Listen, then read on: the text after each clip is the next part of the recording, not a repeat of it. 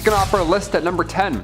Seam squirrels. I love squirrels. Being Canadian, we see quite a bit of them. They're a little too friendly for me at times, but they're great. During the Old West era, seam squirrels were, well, not what you think. Personal hygiene was not a priority for many people back then, obviously, and lice infestations were unfortunately quite common. Now, the type of lice that affected people during this time was commonly known as body lice, which is pretty horrible. That could be found in the seams of clothing, hence the term seam squirrels. Yeah, not actually a squirrel at all. It's just body lice. Gotcha. Body lice, of course, was a major problem during the Old West era, and they were responsible for the spread of diseases like typhus, trench fever, and relapsing fever. Relapsing fever? I haven't even heard of that one. That's terrible. These diseases were often fatal because, ye Old West, and many people in the Old West succumbed to them. To combat the spread of lice and the, one of many diseases that they carried, people in the Old West often resorted to extreme measures, such as burning their clothing or even shaving their heads completely. That's why you see old cowboys and they look like they're stressed. They have no hair,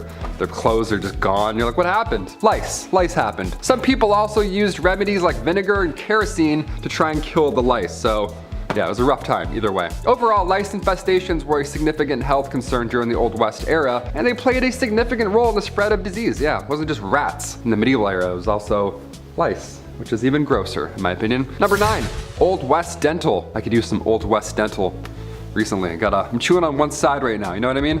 In the Old West, dental hygiene was not a priority for everyone. They couldn't afford it. And also, dental care was often very sparse. You couldn't really find it anywhere for that matter. People generally didn't have access to modern dental tools or products, and many did not have regular access to any dentists at any point in their life, which is a sad but real fact. That would suck, I'm terrified. However, there were some basic dental hygiene practices that people in the Old West may have followed to keep their teeth, somewhat in their heads, keep their gums not rotten. Didn't do much, but did something. There were toothbrushes. Not many, but wasn't as good as Oral-B. There's some stuff. More often than not, you'd have to use twigs or chew on mint, that kind of natural survivor stuff. Some people may have also used a cloth or a rag to rub their teeth clean. Yeah, don't forget your tooth cloth before you go on vacation, I guess. You gotta and then put it back in your pocket. Your old woody teeth, gotta rub those. Access to professional dental care was limited in the Old West. Some towns, some had dentists, but all they did back then was just pull out the problem.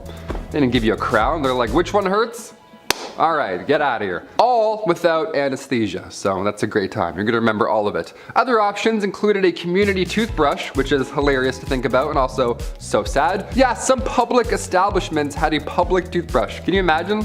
Go out, have a little brush, check your teeth. All right, cool. I'm gonna go back to the bar. I'm gonna be sick. I'm gonna actually throw up right now. Number 8, no spitting. Spitting was a common habit back in the Old West. You see it in movies and parodies. They're always spitting on the ground and stuff. Well, it's because it's real. It's a real fact right there. It wasn't officially outlawed. However, many towns and cities did prohibit spitting on sidewalks and inside of public buildings because, yeah, please don't do that. Thank you so much, sir. This was largely due to concerns about hygiene and, of course, like I said earlier, the spread of disease. In addition, spitting was considered rude and uncivilized behavior. Yeah, of course, and many people were offended by it. Middle of conversation, guy just spits in between your feet. I'm like, wait, don't do that. Please don't do that ever again. Some businesses even had signs asking customers to not spit on the floor. Can you imagine what kind of shithole you're in? You have to ask people not to do that. There was also social norms in place that discouraged spitting in certain situations. For example, it was considered impolite to spit in the presence of a woman or in formal settings, which, yeah, I agree, still do that today. That's great. Despite these efforts to discourage spitting, it remained a common practice among cowboys, miners, and other workers in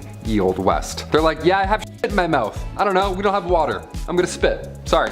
Number 7, Victorian Laundry Day. You spill some mustard on your shirt today, that stain will be gone by the time you get home. We're pretty advanced when it comes to quick stain removal today, but like the Romans, which I'll talk about later, it wasn't always smooth sailing. Take the 18th century, for example. When Laundry Day came around, it was an event. It was like an ultimate chore. They had to take daylight in consideration and plan their washing days, as in more than one. The Victorian era was exhausting. They would soak their clothes overnight, then the next day would be spent soaping them up, boiling them, rinsing, soaping again, rinsing again, maybe soap one more in case, there's too much pee-pee, and then rinsed another time, wrung out, mangled, laid out to dry. Hence the sunlight timing, starched and then slowly ironed. Cut to today, we have to encourage adults not to eat Tide Pods or drink bleach.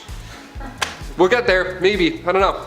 Number 6, wigs and makeup. When you don't bathe and are overall just smelly, you're gonna need to do something to cover up whatever the heck is building up beneath that bodice. Wigs would have never become as popular if it weren't for a very specific venereal disease called syphilis. By 1580, the STD was the worst epidemic since the Black Death. Patients clogged hospitals, and without antibiotics or protection, things got pretty nasty. Sores, blindness, rashes, dementia, and patchy hair loss. Thus, for the sake of keeping up appearances, wigs came into fashion. Also the makeup I mentioned before.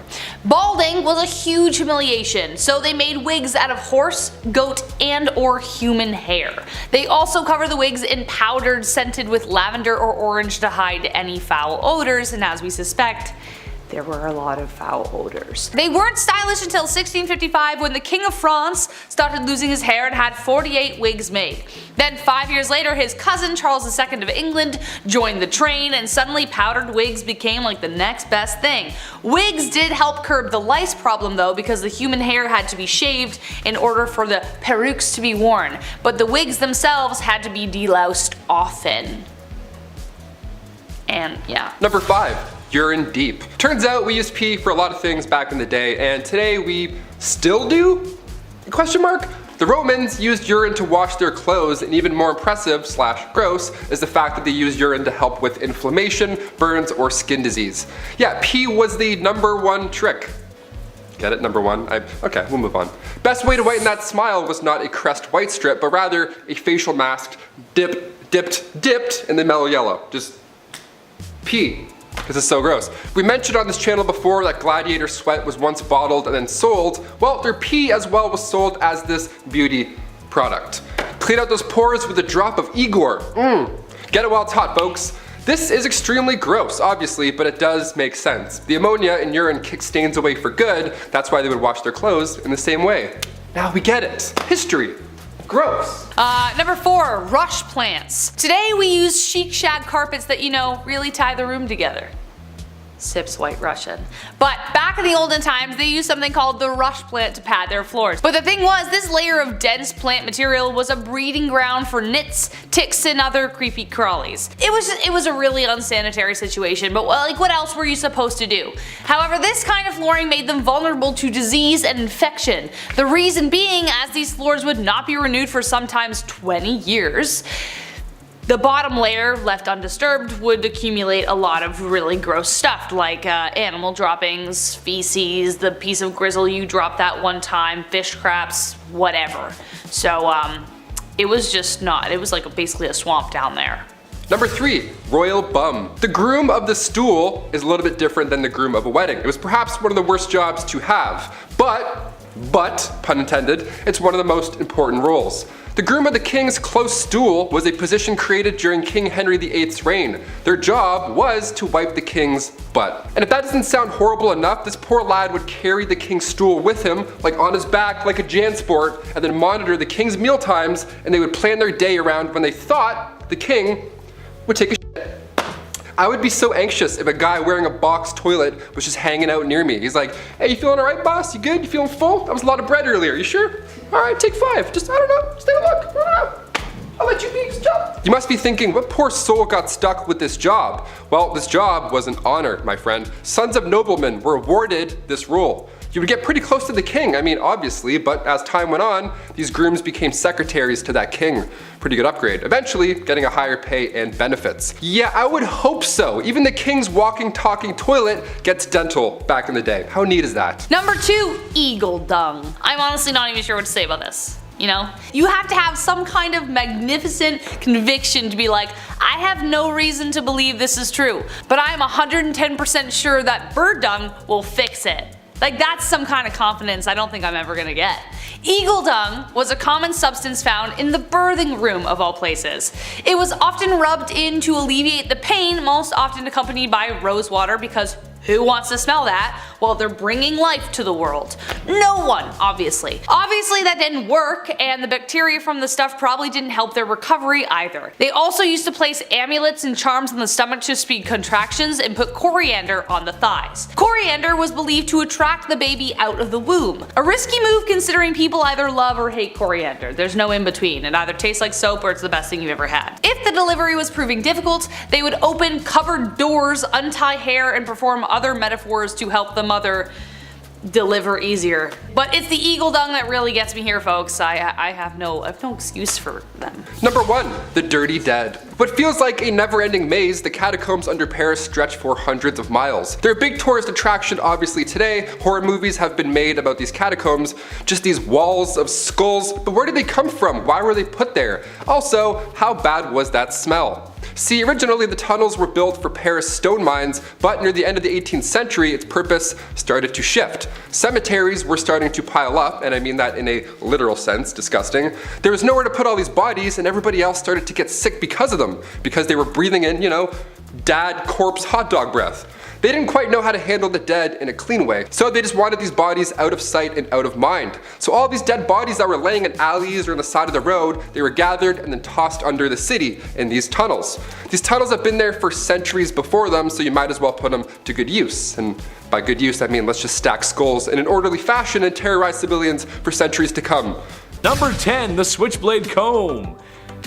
Leather jackets, smacking jukeboxes, and a switchblade knife. Nobody was cooler than the Fonz on Happy Days. Well, maybe your uncle. Everybody has a cool uncle. But something I just think is silly, or something a lot of men probably use today, or at least the super cool guys who have no idea what or who the Fonz is, the Switchblade Comb. Basically, it's the same thing as a switchblade, but instead of a small blade, you got something to comb your hair with. Because when you're a man, you have to look fresh and tough at the same time. Trust me, ladies, it's how we operate. Gotta look tough, gotta look mean, and kick the jukebox. Number 9, the Ball Jacuzzi. I don't know about you guys, but there is nothing better than a nice hot tub. I'd like to say I spend a lot of time in hot tubs with cute girls. However, due to my financial situation, most of the hot tubbing that I've done has been at public pools where I shared a hot tub with older Italian and Greek men who I swear were still wearing sweaters. But that was just their hair. Speaking of hair and saggy skin, meet the Jacuzzi, a tiny hot tub for the pisciadille and two matzo balls. Hey, I understand, your undercarriage has to stay clean, and honestly, I would love one. Chris and I were talking about we want one. We might even share one, who knows? Number 8, the all-in-one. Alright man, this one goes out to us, the manly men, the dads, the sons, the brothers. The men who work all day and night and still have time for their family. I appreciate you and I see you, brother. Want to know why we have so much time, ladies? Well, that's because we've cut back on time in the shower with a very 5-head invention. We call it body wash, or face wash, or shampoo, because we use it for everything. 3-in-1, yes, that's right. If we buy a body wash product, that means it will be used all over our bodies. No time for L'Oreal Pantene or that purple shampoo with the kangaroo. We speedrun shower so we can get back into doing the things that you ladies love. Like not putting the toilet seat down. Number 7, Communal Towels. Ugh, this one's so rough. It's exactly what you think it is. It was a ride. Today we have paper towels that you pump like 13 times just to get a little sheet. Or sometimes, if you're lucky, that Dyson air drying thing where you just dip your hands in for like 13 seconds and then it's done. You're like, oh, the future is here. That's always fun, that one. Back in the Old West, communal towels were often used in public restrooms and other shared spaces. Yeah, just one towel for all. Just to dap off everything that's wet or damp back then. Ew. These towels were usually made of cloth and hung on a rack for multiple people to use just in public, like it's your bathroom. While this may seem unhygienic by our modern standards now, it was a common practice at the time. So yeah, I don't know, we can laugh a bit, I guess. People were generally less concerned about the spread of germs and diseases back then, and communal towels were convenient and they were a cost-effective option for public spaces. However, with the rise of awarenesses about hygiene and germs and all that nasty stuff, the use of these towels eventually fell out of favor in the earliest 20th century. Thank God. Imagine dapping off your lips after eating some wings with a communal towel. Some cowboy just, and then he, and then you come in and wipe your, that's so gross. Number 6, Hair care? Yeah, I added a question mark there because, I don't know, not much TLC going on top back then. Throughout history, people have used a variety of natural ingredients for hair care. Nowadays, guys have it too easy. It's like Axe 5-in-1.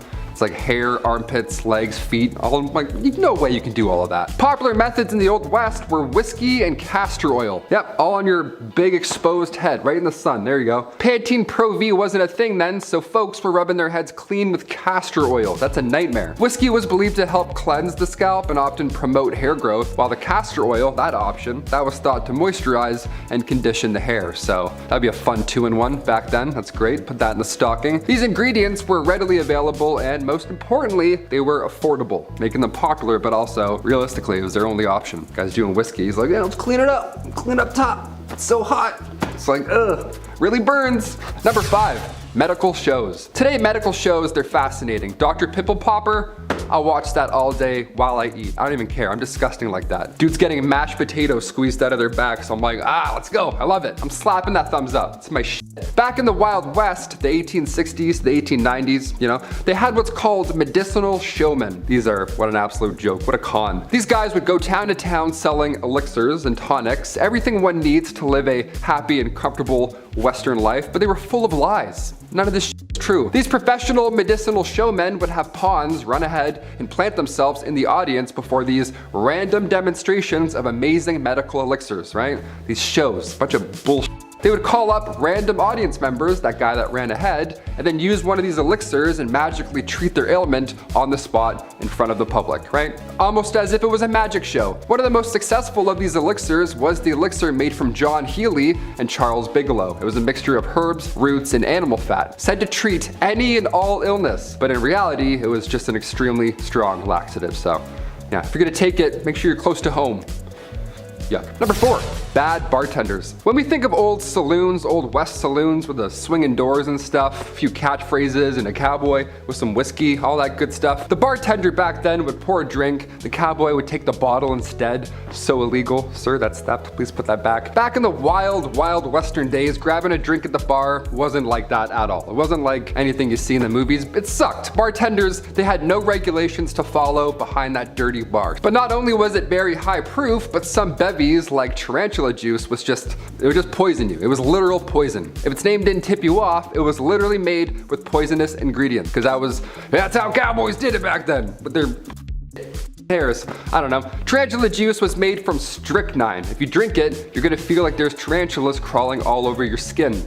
That was their pitch back then. They're like, happy hour, come get tarantula juice. I'm like, awesome, thank you so much. How do I not tip? Which button do I press to not give you money, you freak? Number 3, grow it out. In the Old West era of the United States, men often grew their hair long as a practical choice rather than a cool fashion statement. You know what I mean? All those bandits with their long hair, they had to. Living in the rugged and often isolated terrain of the West, men had to perform many physically demanding tasks like hunting, ranching, mining, pouring whiskey drinks and tarantula juice. Long hair would help protect their scalp and neck from the sun and wind and all that good stuff. But it's important to note that haircuts were not always easily accessible back then. And many men back then could not afford them or did not have access to a barber. It's like, I can't cut it. It's like, where? We don't have anything. We don't have dental.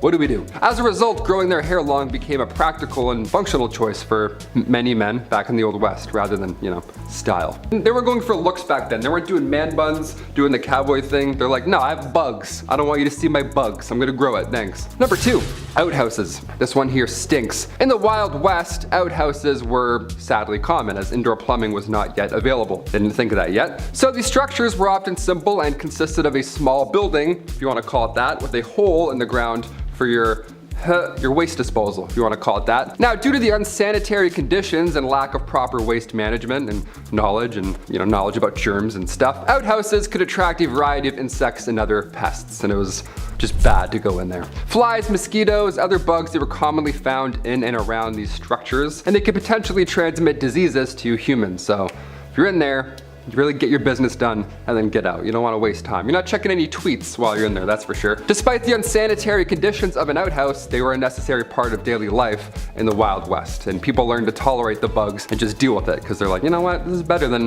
going on outside. Whatever's going on out there, we're good. Close that up. One time I went to a cottage when I was younger and my mom didn't tell me that they had only an outhouse. No running water the entire week. I was like, Awesome, let's turn around, I guess. I'm not doing that. I held it for like 7 days straight. It's a nightmare. And finally, number 1. Broken bones. I'm lucky enough to have never broken a bone. I mean, knock on all the woods. But what if you did back in the old Western days, right? Then what would happen? But is a cowboy gonna heal you up? No. What if you were trying to learn a kickflip and you broke your leg? Then what? What are you gonna do? If the dental plan was any indication, it's not pretty, not a lot of options. In the Old West, broken bones were a common occurrence, particularly among those who worked in physically demanding jobs, like ranchers, miners, cowboys, around livestock. Those things kicking you randomly, something's gonna break. Treatment options were limited and often relied on first aid techniques, splinting the affected area with whatever materials were available, such as wood, cloth, or even animal hides. It sounds crazy, but back then that was really the only method for immobilizing broken bones. Pain relief, that was only provided with natural remedies, such as opium or willow bark tea, so you're gonna feel that entire healing process. It's gonna suck. More serious fractures, like ones that, go through the skin, those require the attention of a doctor or a surgeon. However, those medical professionals back then were not always available in the remote areas of the Wild West. No helicopter's gonna come in and grab you and then take you out. No, it's... Number 10, not bathing. Let's start off strong. So obviously hindsight is 2020. We know a lot more about personal hygiene now than we did, then and as well in like middle school, because high school locker rooms, what the heck. Without the knowledge of germs and disease, not bathing seemed like the logical next step for a lot of people, even though it made you smelly as all heck. When the Pilgrims arrived in Native America on the Mayflower, the indigenous tribes often referred to their horrid smell. An account from a member of the Patuxet Nation even tried to convince them to start washing themselves. They were like, come on guys, it's enough. They washed their hands and faces, but they rarely washed their whole bodies. Though they believed cleanliness was next to godliness, that didn't necessarily mean they needed water to do it. They believed that should they submerge themselves, they risked disease. This could be because they dumped their daily duties into the water, so that's likely. So instead they took dry baths where they wiped themselves down with a dry cloth, but it didn't really help much. Number 9, bedpans. It's always the worst when you get tucked in at night, you start to fall asleep, you're starting to doze off, and then you realize you need to pee. It's the worst. You gotta get up, walk down that long, scary hallway, blind yourself for 2 minutes, and then get cozy all over again. Well, in the Middle Ages, you would just toss your full bedpan out the window. Easy peasy. Heads up. Oh, oops. It's so gross. Or sometimes, if you were feeling a little lazy, this was also common, you would use the bedpan and then just slide it back underneath your bed and go right back to sleep. If anybody ever gives you shit for having cups in your room, show them this video, show them this history. You're fine, you're not that bad. Back in those days, we weren't exactly aware of the disease that we threw out the window as well. Most of the time it was number 1, so the rain could just, wash away the yuck, but these buildings were only one story. It wasn't going anywhere. If you were tossing anything out, you'd be stepping over it the next morning on the way to, the public execution or whatever. Number 8, a lead facial. Today, if you have tan skin from that hot summer glow, it implies that you have had enough leisure time to acquire such a hue. Getting a tan is the thing unless you're like me and slather on that sunscreen for health, and so you look like a newborn baby when you're 80 years old. However, it was the opposite in times of old. If you had sun-kissed skin, that meant you worked hard in the fields, a symbol that you were a peasant or of lower class. If you were rich, you tended to have much paler skin, therefore implying your status, but simply staying out of the sun wasn't enough. Elizabeth I used a combination of lead and vinegar to achieve a bright white complexion and to hide her smallpox scars. The compound was called ceruse. This tradition even goes all the way back to women in the Roman Empire. A well-known actress named Kitty Fisher was also said to have died from the material as it slowly poisoned her with daily use. The material would add blisters, so she'd put more on to cover it up. Same with Elizabeth, and yes, slowly you understand. Number 7, King of the Porcelain Throne. Kings, I hear you. Life can be busy, and the shower speed run is not the only product that we've invented. Here's another shout out to all my kings who take extra time while sitting upon the porcelain throne. I salute you. Yes, that's right. Besides doing the hygienic process of evacuating one's bowels, we take a mental health break in the bathroom. A time to check in, relax, take inventory, and take a breath of some not so fresh air, especially if you ate Taco Bell the night before. Is it strange to sit there in that situation? Perhaps, but like any other guru, we need a space to feel our spirituality. Would Yoda be Yoda if he didn't meditate?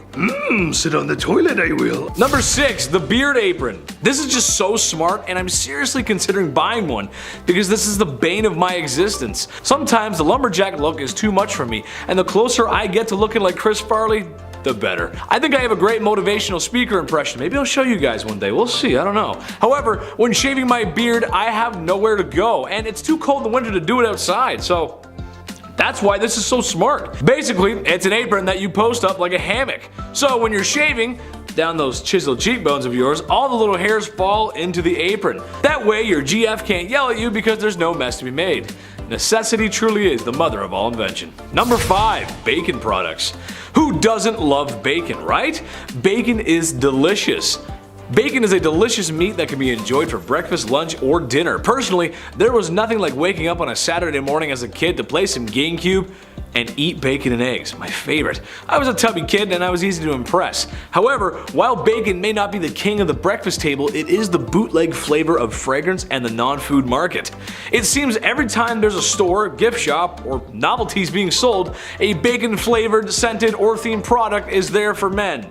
And it's not far behind. Because yes, we are tough and rugged, and we eat meat because we're cowboys. So that also means we want breath mints that are artificially bacon flavored, right?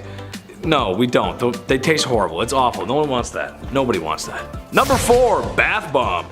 Call it genius marketing, crazy society, or people wasting money, but a lot of hygiene beauty products that women purchase, men do too. They just gotta repackage it and inject it with 300 cc's of testosterone because men. Take the hand grenade bath bomb for instance. Taking bath bomb to a whole other level. Yes, the one I saw while researching was very colorful and it looked like it had a fruity scent, but it was shaped like a hand grenade from the Second World War. No way an adult man would fall for that, right? Pfft, no!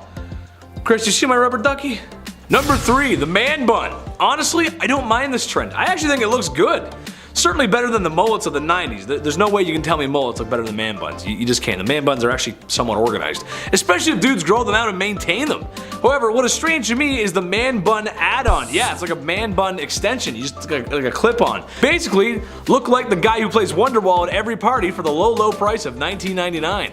I can't be dissing too much though, because I wore a clip-on tie till the 9th grade. But the girls thought I was cute? I think so. Number 2, gendered products. Another broad stroke here, but when things get placed into categories, there's always 2 colors that get used. Pink for girls, blue for boys. While I'm not sure whether colors are actually masculine or feminine themselves, it has been hardwired into most of us, that's just how it goes. Anything plastered in blue or male-like imagery, it's what's meant for men. I, however, as a kid had an absolute 5-head play. To protect my valuables from thieves and villains in the night, I always chose something that was girl-themed, pink, or something a boy wouldn't pick, as I thought if presented with my stolen items, I could always identify them since only a boy would choose girly stuff. From my Nintendo DS to my notebooks and honestly everything in between. Hot pink was in, and Chetty made it work. I thought the plan was foolproof. I never really thought though what would happen if a girl took my stuff though. I didn't really think that wouldn't work for that, would it? No, it wouldn't. Number 1, wine in a can. This one is just so silly to me, and for any wine connoisseurs out there, take this with a grain of salt. I'm no sommelier, but I enjoyed the odd glass of wine, even if it comes from a box. I always thought the wine glass was elegant, higher class, but that doesn't mean you have to be higher class to drink it, or be less masculine. Well, now there's wine in a can for men, because we can't have flimsy glasses. We'll break those glasses because we're so strong. Oh yeah. I just can't imagine wine in a can tasting good. It has to be worse than wine in a box, right? Let me know in the comments, guys. I'm curious. What do you like to drink? Let Chetty know. I'm curious. I'd love to hear. Kicking off the list at number 10, hot topics. Over in Finland, they're changing the game. The sauna over there is considered a national institution. It's a large part of both Finnish and Estonian cultures. These saunas are commonly found surrounding Finland's lakes, corporate headquarters, and, oh yeah, of course, the Parliament House. Saturday in Finland is traditional sauna day. It's not Saturday for the boys, it's just Saturday and we're gonna breathe in each other's mouths for a bit. I can't even fit into a bathtub. I look like an octopus trying to escape a jar. It's not relaxing, it's not a good Saturday at all. I wanna move to Finland. When government leaders can't agree on an issue, they take it to the sauna. How amazing does that sound? In the middle of passing a bill, dudes will just pause and then go hit the sauna. We need this over here. Finns described the sauna as a secret weapon behind their diplomatic advances. Director of the Finnish Employers Confederation described the ritual saying that it's easier to discuss problems openly. It's like when we're doing a presentation in class, they always say to imagine everybody naked. Well, this was just that scenario played out in real life. Take away the briefcase and tie, you're just a naked dude sitting on a bench talking about inflation. Kind of an odd picture when you think of it. Number 9, the outhouse. One thing I am glad I don't have to deal with anymore is outhouses. Not that I ever did, it's just something I don't want to do. I called the chief again last night and he said it wasn't it again. Outhouses have been around for a long time. Technically just a hole in the ground where the business is done. It wasn't until later a small wood shack was built around said hole, and then it became an outhouse. Because the design of the outhouse is quite simple, there is a few design flaws that really just don't make any sense. Okay, yeah, it had to be built away from the house, as it is a pit full of refuse that exit a human being, but it's also built away from your house, so if you gotta go bad, I mean, you gotta go bad. You might not make it. This also is not so fun if you live in a place where it's cold, and you have to dress just to take a leak. But really what is the craziest thing is that after a certain time, that hole is going to fill up with an unholy godliness I wouldn't wish on my worst enemy. And now you gotta move it somewhere else. I know they wouldn't fill up that fast, but after a few years living in the same place, there'd be a few holes everywhere, and that's just not good decoration, is it? Not to mention, if you were living in the time of the expanding West, an unseen rattlesnake or scorpion could make the potty time your last. I'll just stay indoors, thanks. Number 8, there's not a Visine for that. Does anybody else sneeze when they look at the sun, or is that just me? Do I have issues? I have a handful of allergies, and one of them apparently is a star. That's neat. My eyes are literally always dry. I think I forget to blink. I'm not really sure what's going on, but today there's a Visine, luckily, for everything. Eye drops are common, but written in the oldest book of medicine, the Ebers Papyrus, chock full of ancient Egyptian medical recipes, it contained old optical treatment. Even in Egyptian artwork, you can find ancient cataract treatments. British archaeologist Austin Henry Layard found these clay tablets from ancient Babylonia around 625 BC, and treatment for dry eyes was a little different than today. Today all you have to do is and you're good. Back then, you had to get chemicals from plants and then mix them with prayers. Good game, good luck. One ancient tablet described the treatment of the time, saying, if a man's eyes are affected with dryness, he shall rub an onion and then drink a beer and then apply oil to his eyes. Just mix all that put it in your mouth, and then thou shalt disembowel a yellow frog, mixed in its gall and curd and applied to its eyes. I don't even know what the that means. Like, imagine getting that on a prescription. You're like, a yellow frog? What? Number 7, deodorant. Before the Old Spice guy was born, what did people even do to smell good? What happened? Deodorant was actually first introduced to the public back in the late 1800s. It was called Mum. It was a cream that used zinc oxide. It was stored in a metal container, nothing like Speed Stick at all. It wasn't discreet or anything. It was bad. But ancient Egyptians, even worse. They had to use ostrich eggs when it came to smelling good in the pits. They made perfumes as well and were among the first to use any type of deodorant, so that's a pretty good start. Thank you so much, ancient Egyptians. Hence the ostrich egg factor. They had to start somewhere. They mixed a little fat, tamarisk, tortoise shell, and then nuts, and bam, there you go, you're ready for the day. Just pop it on. Another method was a little more yummy than the ostrich eggs and nuts method. Egyptians would use porridge balls. Yeah, flavored porridge rolled up and securely tucked under your arms. Honestly, that seems like a better alternative. Sometimes when you put antiperspirants or like deodorant on, it gets like it all crumbles apart. It's like feta cheese all of a sudden. You're like, what happened to this stick? I would rather have porridge balls than just call it a day. Boom. Number 6, get this man a Tic Tac or something. Just like I use mints to cure my nasty tea breath, which I argue is worse than coffee breath, the ancient Egyptians used breath mints to keep things fresh. Honestly, they actually sound kinda good. Frankincense, cinnamon, melon, pine seeds, and cashews put together, ground up, and bound together in candy using honey. Just heat that bad boy over the fire and let it cool, and boom, breath mints. I like it. I like it a lot. These breath mints would be made commercially by those fine cosmeticians and dentists. Or they could even be made at home. Some archaeological finds of bowls, jars, and other dishes suggest that they may have been candy dishes that would hold the lovely tasting little suckers. Always gotta keep things fun, fresh, and flirty back in ancient Egypt. Breath mints would certainly help you do the trick. Nice. Number 5, loincloths. Going back to ancient Roman and also ancient Egyptian times, the loincloth was used by all. Either that or you would just be naked. I found this neat step-by-step online on how to make your own loincloth, because that's apparently what I do on my free time. Thank you for asking. And it's a bit more complicated than I thought. It's way more complicated than just throwing on sweatpants or even, the towel folds like a toga. This had numerous steps. We don't have a lot of archaeological evidence because these linens barely made it through a decade, let alone all this time, but ancient Romans would use leather to make underwear. That's a fun little fact right there. Hot goat skin wrapped around your waist in the hot sun. We love it. We still use leather today when it comes to undergarments, but I'll let Adam tell you about that one another time. That's more of an at-home one. Number 4, food as medicine. Trying to prevent bad things before they happen, it is a very human skill to have. And when it comes to preventative medicine, the Egyptians had some methods. One more obvious solution is diet. Eating the right stuff truly does help lead to a longer life, but eating the specific right stuff can directly prevent certain issues. As a prime example, the laborers that would build the massive iconic structures we know Egypt for today were kept fed with diets that include a lot of onion, garlic, and radishes. Now, I don't know if the ancient Egyptians knew the chemicals these foods contained, or if they just put 2 and 2 together, but onions, garlic, and radishes contain why did I do this to myself? Contain allistatin, allicin, and rationing, which are very helpful when it comes to preventing diseases in the super crowded working and living conditions the laborers existed in. That allicin really helps. Another example would be to cure night blindness. In these circumstances, doctors fed their patients powdered liver, which is rich in vitamin A, which is a vital nutrient for vision. Again, I don't know if they knew it contained that specific thing, or if they were just like, I eat liver and I can see better. Discovery! Number 3, acne. Ancient Egyptians came up with an interesting method to getting rid of those pimples. Now, this was long before Dr. Pimple Popper was ever a thing, and physicians back then discussed pimples as such. Ready for this? They called them these elevated spots, with black tops that can plague your skin for 4 to 5 years. But by squeezing said spots, you force out the maggot inside. Yeah, blackheads were referred to as maggots. That's what they thought they were back then. Imagine your partner, hey, can you get this pimple on my back? Yeah, I think I got some maggots, thanks.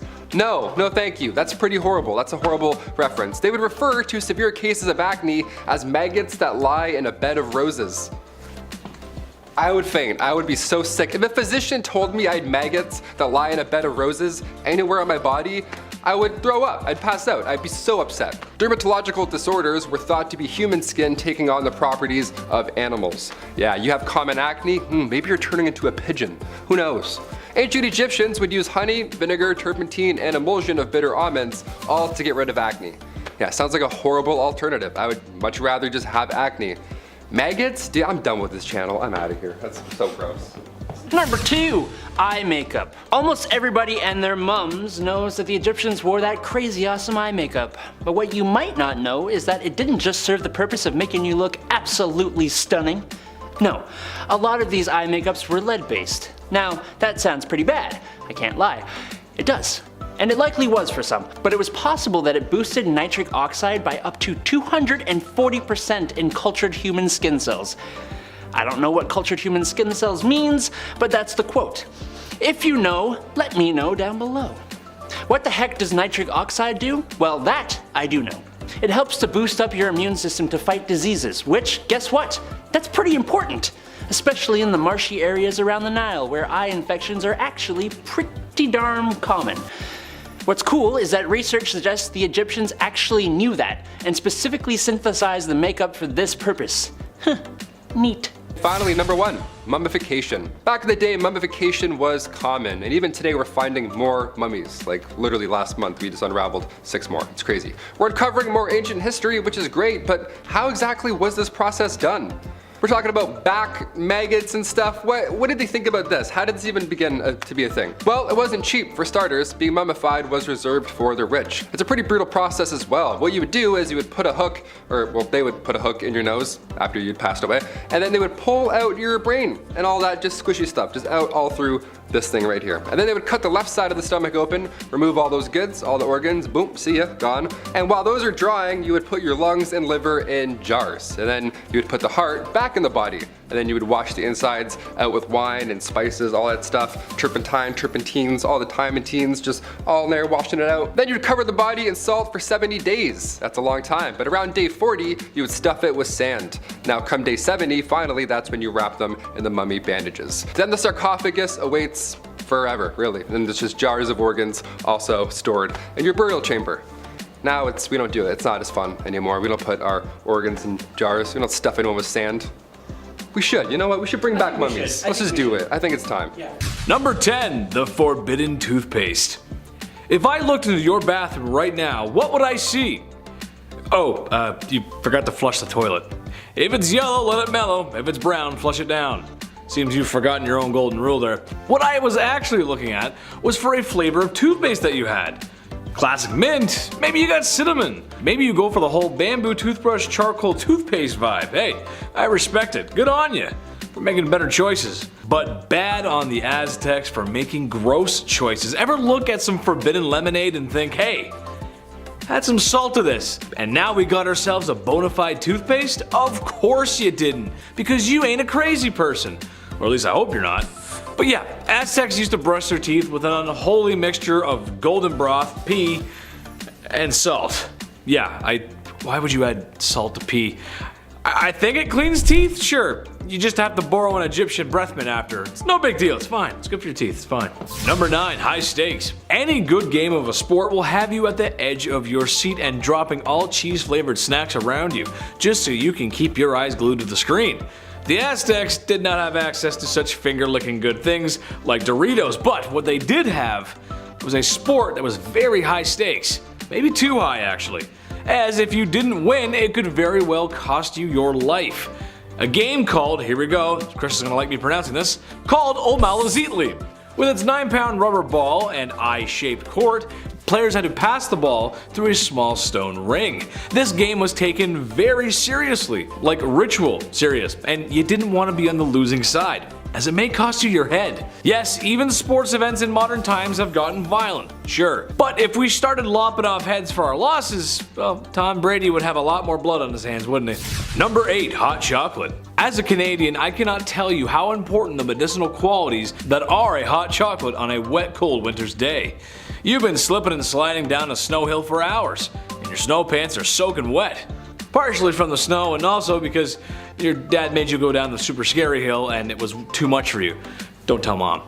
Hot chocolate was important for the Aztecs too, more so just chocolate actually. It was used for a number of things. First off, after the beans have been roasted, they smell amazing, so it most likely went into some perfumes and other lovely smelling things that they used. It was also used as currency, strangely enough, and it was also used as a ritual drink, except they didn't exactly have sugar, so they used other things, other ingredients like peppers and other unusual flavor enhancers for chocolate. Pepper, I never understood that. People are like, it's hot, like Mexican hot chocolate, it's pepper and chocolate. It's a weird spicy chocolate. Not a fan. Not a fan. Number 7, mice flavored toothpaste. It's ancient Egypt. Life is great. You got the pyramids, you got the Nile River, and you got some guy who claims to be a doctor and he's pulling out the brains of your last king through his nose so he can be mummified for the afterlife.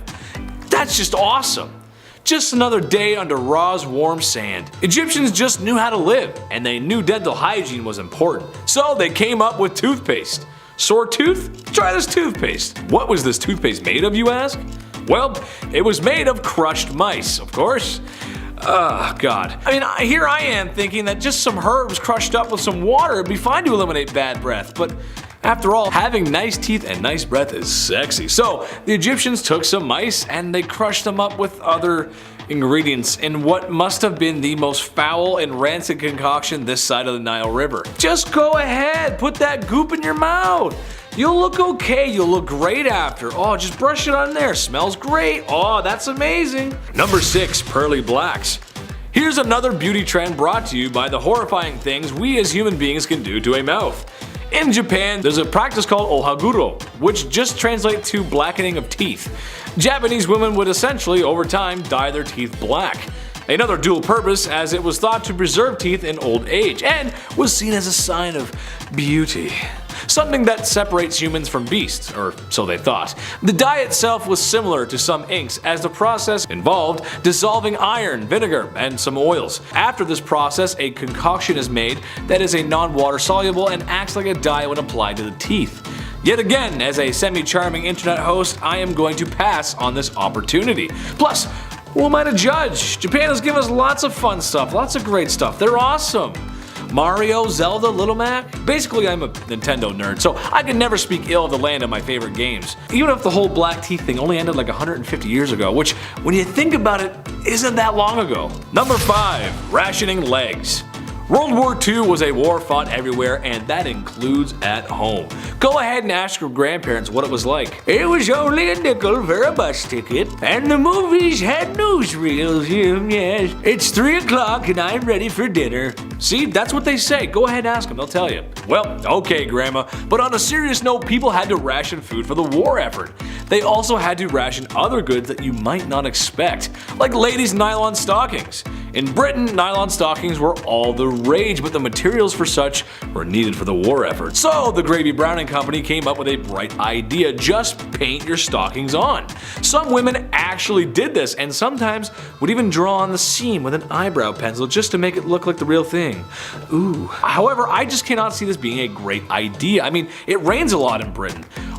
Would it not just wash off? What if I get sweaty running for my bus because I'm late for work? Yup, this is another one I'm just gonna have to pass up on. I'm sure the paint was 100% safe for body application as well. It probably wasn't. Number 4, bad hair days. Alright, this one is generalizing, but hear me out. When was the last time you thought about haircuts in the past? Yeah, see, you don't. That's because they belong in the past. I'm talking about popular hairstyles from the 1950s to 2000s, because honestly, there was a lot of them. And honestly, what were we thinking? We are a species that has left our own planet through science and technology. Yet, we come up with hairstyles like the beehive, the mullet, everything in the 1980s, and the most heinous, atrocious hairstyle ever, frosted tips. Sorry, Guy Fieri. The list goes on, but my point is people fully went out in public with these crazy hairstyles. I, myself, may or may not have sinned and maybe had frosted tips at one point in my life. I maybe had a button-up shirt with a blue hot rod flames on it. But I'm not gonna tell you the complete truth. After being a part of this trend, I can firmly say I no longer want to participate in any more bad hair days or blue flamed shirts. Number 3, you do what with my wee? Back to the Romans again, and back to the pee. At least the Incas were keeping it outside the body. I guess. Romans wanted a clean mouth, and there wasn't any minty fresh mouthwash to reach for. So, what do you use? Wee. Lots of wee, specifically Portuguese wee. It was just the most sought after. Now, I'm not a doctor, but I feel like there was more wine drinking than water drinking in Rome.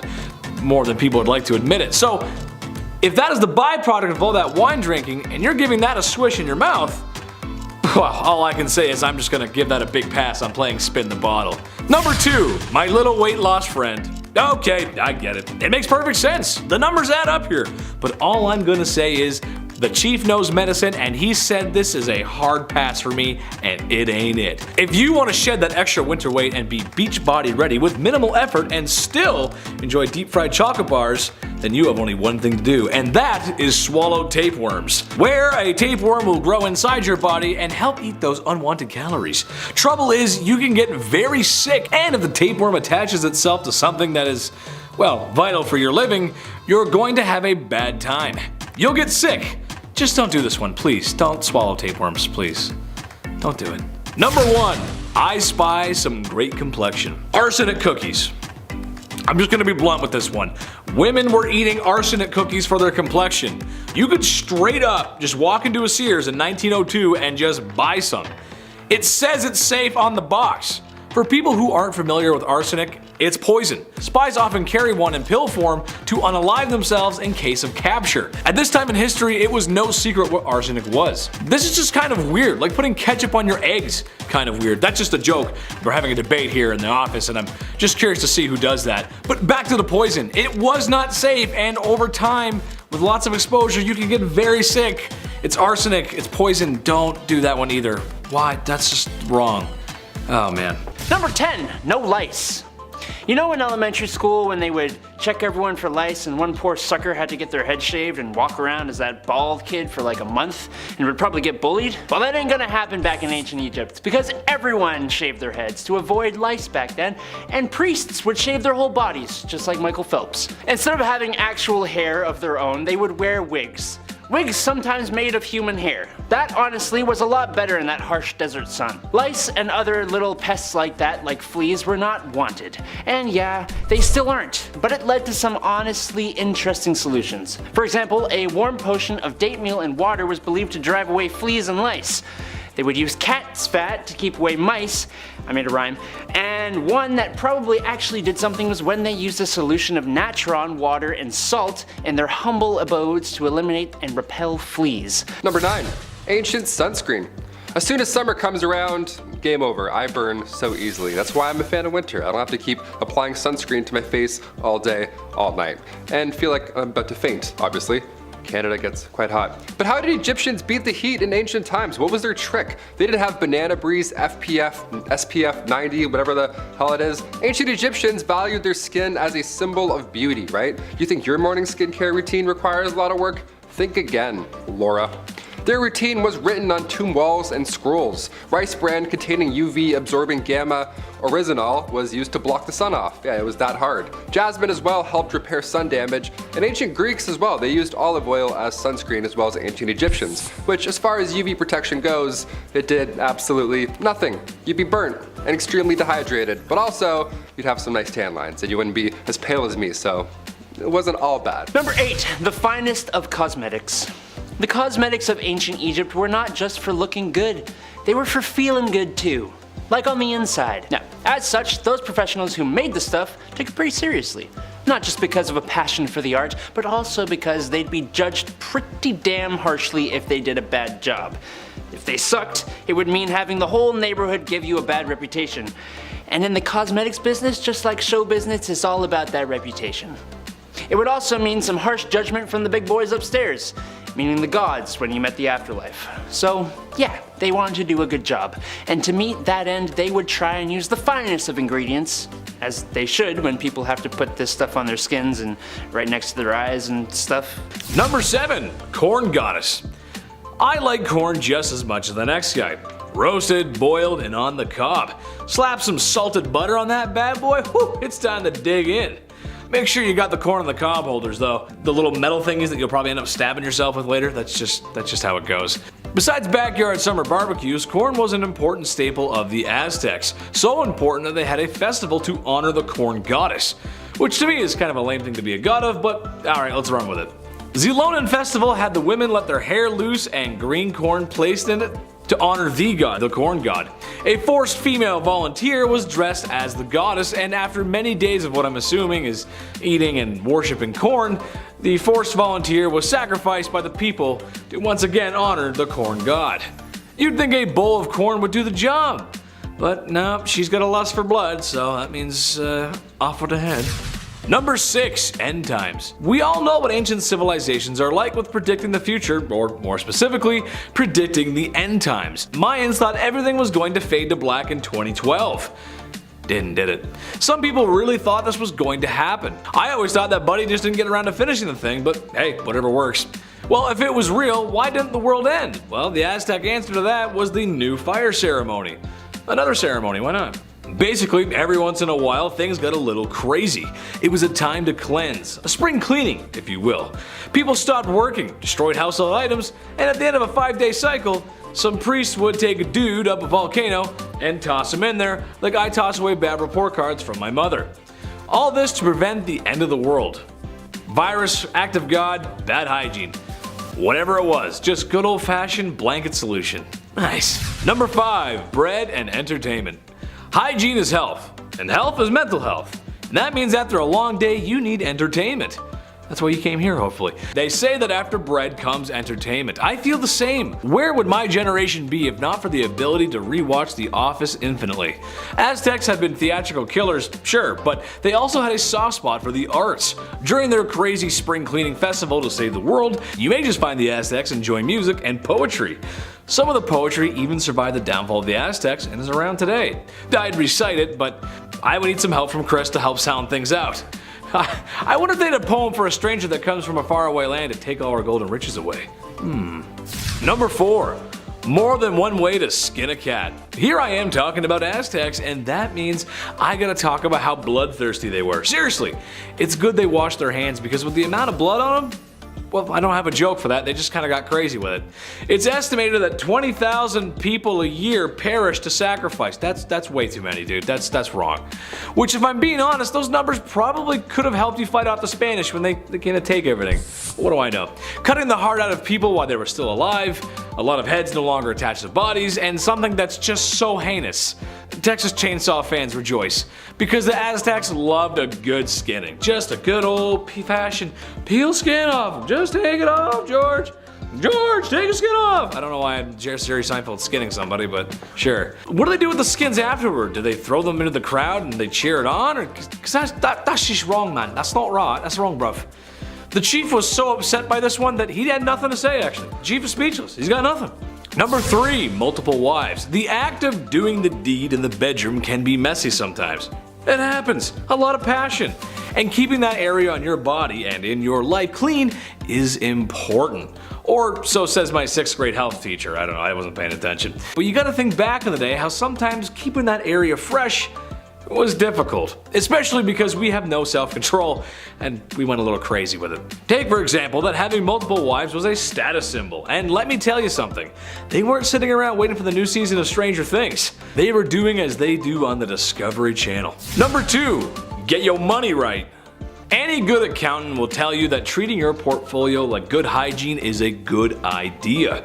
Go for multiple smells, or invest in multiple things. Check out what's on the market. Might be a new perfume, maybe a new stock. And while you're at it, dump a huge investment into fart bucks. Okay, well maybe not that accountant, but believe it or not, the Aztecs were great accountants and had good records of pretty much everything, which is unusual because most cultures in Mesoamerica just didn't. And with the amount of gold and riches that the Aztecs had accumulated over time, it was kind of necessary. So you can understand that when the Spanish showed up, they were salivating at the sight of all the treasure that did not belong to them because Hernan Cortez was going to take it.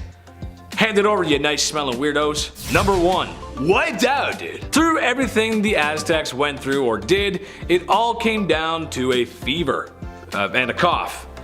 And many other symptoms, actually.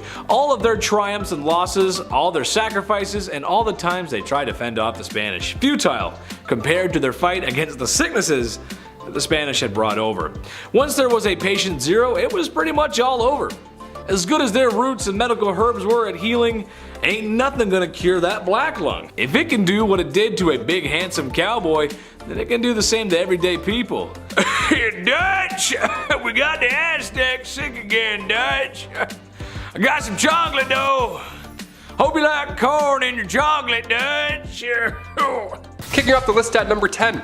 Wiper no wiping. On part 3 of the series, we of course brought up the worst job in royal history, the groom of the stool. Wiping was a royalty. We didn't have the fluffy bear family telling us to hashtag enjoy the go, where they used an incredible amount, just a wasteful amount of toilet paper. Those bears, so wasteful. We had to improvise back then and use leaves. And by we, I mean medieval peasants, not us. We discussed Romans just pooping through cold cement benches, but what did they use to wipe after the fact?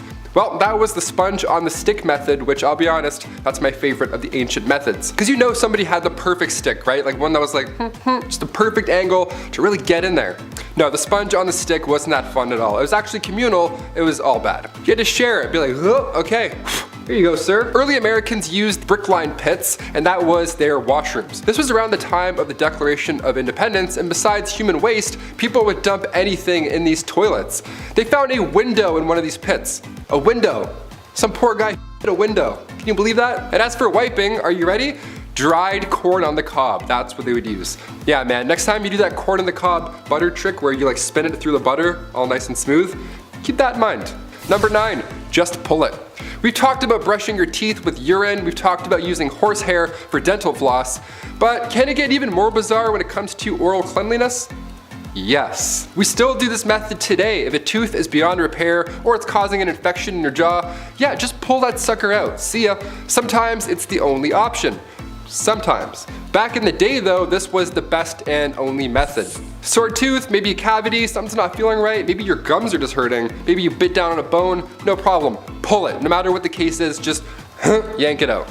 Dentists weren't a thing in the Middle Ages. Dr. Downer didn't politely remind you to floss more, you know what I'm saying? But they did have a barber, the fastest dentist in the game. Barbers were responsible for obviously cutting hair, but they too would pull teeth and they would bloodlet. This guy must have been in the weeds every single day. He was so busy. Yeah, just a little off the top, maybe a little bit of blood at this, a couple of molars too, classic 3-in-1 appointment, you're good, debit. If you walked into the barber shop and you were bald, he already knew what was up. He was like, all right, I'm gonna start warming up the arm here. And if you think that's weird, well, let's go a little bit more recent for this one. Number 8, Damad Toothpaste.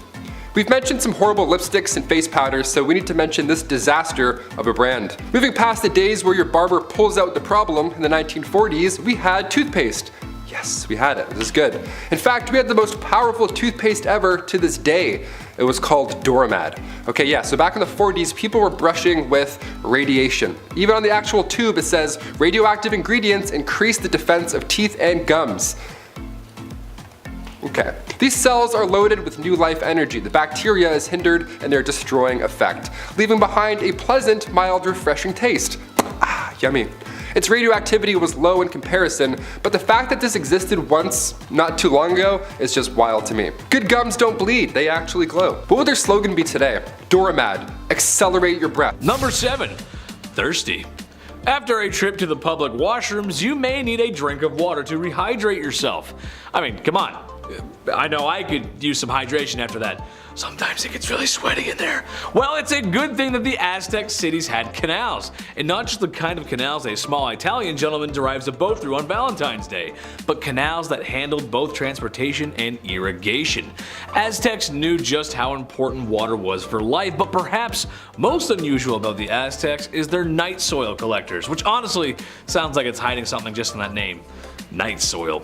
Basically, they were beta garbage collectors who used canoes to transport this night soil to farms for fertilizer. And yes, night soil is exactly what you think it is.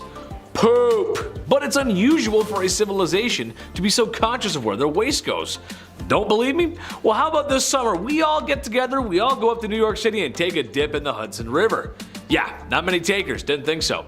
They were doing their best with what they had. And if women don't find you handsome, they should at least find you handy. You know what I'm saying? Number 6, ye olde dentistry. Look, every time I find a decent dentistry fact, I slap that bad boy in here like a D-based infomercial host with a surprisingly effective kitchen gadget. You're gonna love my nuts. Remember that guy? This is just one of those facts. Do I have a fear of the dentist? No. No, I don't, because my dentist is nice and has all the modern amenities to make me feel at ease. A comfy chair, laughing gas, and putting Peppa Pig on the TV because I'm a big baby. Goo goo gaga. However, no amount of any of those things I mentioned can prepare you for the dentistry before the year 1900. It was crude to say the least, but hygiene is hygiene. And you gotta keep that mouth fresh and clean. Tooth infections were fixed with rubbing charcoal in the affected area, and if that wasn't enough, a super safe mixture of snake venom and vinegar was used. What? Okay. Who was the first guy that discovered snake venom had such healing properties? Probably the same weirdo who first milked a cow, if I had to guess. Aztec dentistry included fillings and tooth removal as well. Also, ladies of the evening dyeing their teeth distinct colors, so then you know, if you know. You know?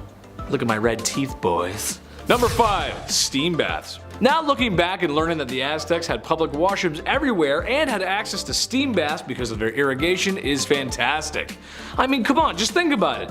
You could relax after a long day in your own steam bath that's made by natural running water. It sounds like doing yoga there would make me feel more in touch with my inner chakras, and my mood crystals would glow just a little bit brighter. Imagine, you walk into a bathhouse after a long day, and then you see me just sitting there with a towel that barely fits. Well, hey there, good looking. Why don't you come on in and pop a squat next to me? I promise I don't hog all the steam. I know it sounds like an amazing time, right? The more we talk about the Aztecs, the more they sound like a perfect society. I wonder what happened to them. I'm sure it was nothing bad. They gotta be out there somewhere. Move over, fellas, I'm coming in for the steam. The steam was thought to have healing properties and was connected to their spirituality. Women even gave birth in the steam rooms, which feels like a really sweaty time. I don't know about that. There's a lot of sweat. Number 4, Bath and Body Works. It's clear the Aztecs were just cleaner than the other civilizations of the past, and honestly, I'm here for it. There's only so much a guy can say about people being stinky in the past. I mean, really, the smell must have been horrible, especially down in the nether regions. My lady, I would like to have a child with you, but the fragrance that is coming from both of our undercarriages makes me want to get into my carriage and drive it into the nearest body of water. Yes. Aztecs were making soap like it was their day job, using various herbs and plants to create much nicer smells and perfumes. However, during the rainy months, Aztecs wouldn't wash or wash their clothes in penance. But I guess 1 month isn't so bad. Strangely enough, women wouldn't wash their faces when men went off to war. I'm not sure about that one, but hey, I'll take it. Gold star for staying clean, Aztecs. Gold star. Number 3, Bath and Body Works Part 2. Okay, another scenario.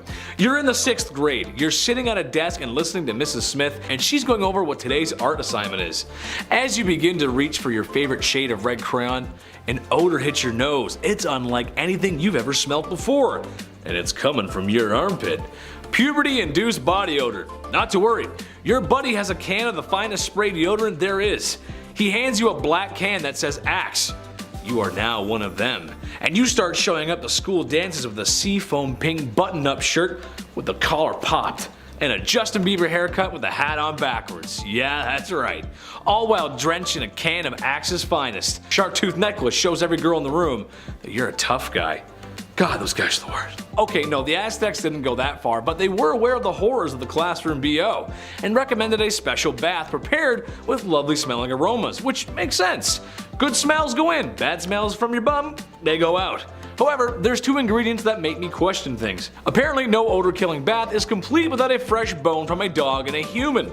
I'm just gonna leave that with you and think about how you'd feel with 2 bones floating in your bath. That's disgusting. Apparently they had to be fresh too, that's gross. Number 2, the Aztec Classic. I'm glad the Aztecs had better hygiene because for once I don't get super queasy talking about the things people did. However, it wouldn't be a video about Aztecs if I didn't talk about their favorite pastime. Sacrifice. And honey, if they were giving out gold medals for it, the Aztecs would be record breakers. Sure, they weren't the only civilization to sacrifice people, but they did it with such theatrics. It would make my old theater teacher very proud. But unlike most civilizations, the Aztecs did this all the time. Whenever the calendar called for one, it was time for one. And if they ran out of people, they would go grocery shopping for more. Or actually just go to war and take people, which is not good. Just know that when a chief or a religious leader cuts the heart out of a man whilst alive for the entire city to see, he most likely had a clean cloth and water to wash his hands, making modern surgeons proud everywhere. Number 1, the European bug. It's safe to say that Aztecs, while not as clean as people today, they were striving for better hygiene, more than any other civilization at the time, really. However, no amount of hand washing, sacrificing, or putting herbs in your bath can prepare them for the Spanish. Not just the swords and the guns and invading and such, no, I mean the sickness that Europeans brought with them. It's a plot similar to War of the Worlds, except the invaders brought all the nasties with them. No matter what the Aztecs did, it wasn't going to stop the waves of lovely things the Europeans brought over. Armpits are clean, but now they got black lungs. There's too many diseases to even name, there's a lot. Number 10, golden hair. Hair is important. Imagine how different George Clooney would look if he was balding. Ooh. You gotta take care of your hair. There's nothing like treating your scalp to a nice scented and moisturizing shampoo. The Incas thought this too, and reached for the next best thing. Fermented pea. Oh yes, that's right. Basically, you take a pot, you put some wee in it, and let it sit for a week. Why not? Want to stay smelling fresh, of course. I'm not sure if this would make your hair silky smooth, as I'm not frankly in the market to try this. And this one, I can firmly say that if you try this one at home, stop it. Get some help. Don't do that. We belongs in the toilet, not on top of your head. Stop. Number 9, what a crock. As if urine in the hair wasn't enough, this beauty trend comes at you from the Romans and the Greeks. The Romans and the Greeks were the peak of ancient civilizations, built beautiful monuments, and were honestly just so smart, so smart. So smart that when they saw crocodile dung, they knew right away it had some beauty properties that they just couldn't pass up. They would bathe in crocodile dung.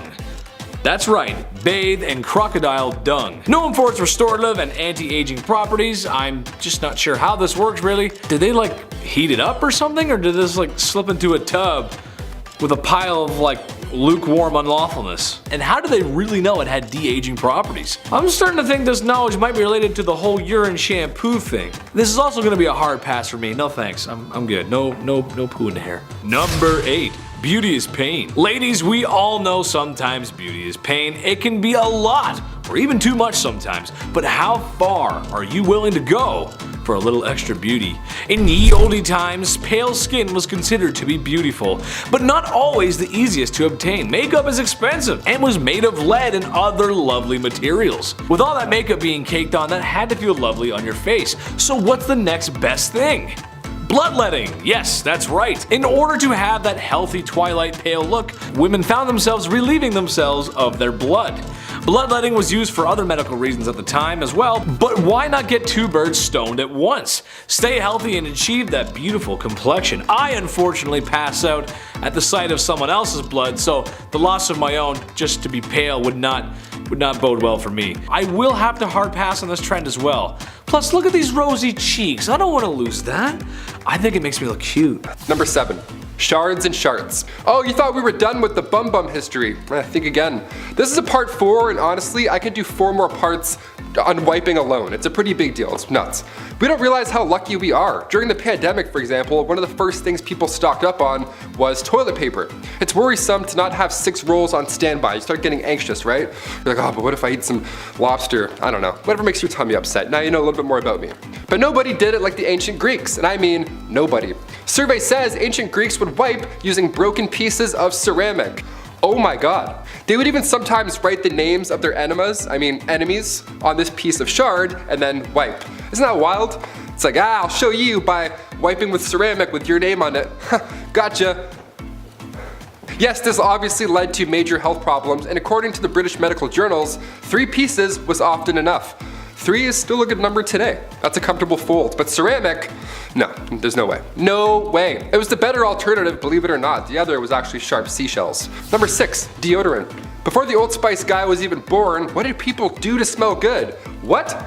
Deodorant was first introduced to the public back in the late 1800s. It was called Mum. It was a cream that used zinc oxide, and it was stored in metal cold containers. Nothing like speed stick at all, not even close to being discreet. You can't put this stuff on the bus. They're gonna go, what's that guy doing with that jar of goop? Ancient Egyptians used ostrich eggs when it came to ancient deodorant. They made perfumes and were amongst the first to try any type of deodorant. So, thank you. Thank you. Hence the ostrich egg factor. Mixing a little fat, tamarisk, tortoise shells, nuts, and then bam, you're ready for the day. Another method was a little more yummy than ostrich eggs and nuts. Egyptians would also use porridge balls. Flavored porridge rolled up and then safely secured in your little apple pitter fritters right there. Just don't wave at anybody or else you'll, there you go. Number 5. Shampoo. When my hair grew longer over the pandemic, I had a huge wake-up call. I had no idea what I was doing. I only used the Guy's shampoo, you know, like the classic 4-in-1 shampoos. That wasn't working anymore. I needed some curl cream. I needed shampoo and conditioner, separate things. It takes time to figure out what works with your flow, but the ancient Romans, they didn't have Head and Shoulders. They would just dip their hair in cold water at a public bathhouse, also very public, and then rub and scrape oils away. Lime wire was also used to wash your hair back then, but that was horrible. It's just as useful as lime wire. Sometimes Europeans wouldn't even use water at all. They would just rub their head with bran before bed and then brush it out with a comb in the morning. Yeah, bran. I used dog shampoo once by accident. Honestly guys, I'm not gonna lie. There's something they're not telling us. It was too nice. Number 4, aqua tofana. Not to be confused with aquafina, which is also pretty horrible. Aqua tofana was hot in the 17th century. This was a straight up poison that was marketed as a cosmetic. This was during the late 1600s and it was first used by 2 women, Francesca Lasarda and Teofania di Amato. They used this cosmetic, this makeup, so that when their husbands kissed them on the cheek, they would then be poisoned. It's named after its creator, a lady named Tofania, who was caught and executed for her crimes, but her recipe carried on through who we believe was her daughter, Julia Tofana. She took this deadly recipe all the way to Rome and then kept manufacturing it. Inside this cursed cosmetic was arsenic, lead, and perhaps belladonna. It was colorless, tasteless, and one of the deadliest. This cosmetic took over 600 lives. Brutal. Number 3, baldness. So what if you're going bald but you don't have a massive 16th century stupid wig? Then what do? Well, back in those days, if your hair started to thin out or you were losing patches, you would need a mix of chicken droppings. Yeah, chicken mixed with potassium. Okay, this ancient advice comes from a man named Peter Levens. He wrote this method down in 1654 as an alternative to lice-infected wigs. Both sound absolutely horrible. Honestly, I think I'd rather the lice-infected wig. At least then you can just take it off. Number 2, sailor's delight. Life on the sea was all but a sea breeze, and even today, you know how hard it is to take a on a boat? Whale watching's fun and games until your stomach decides it's had enough of the sea and wants to go home.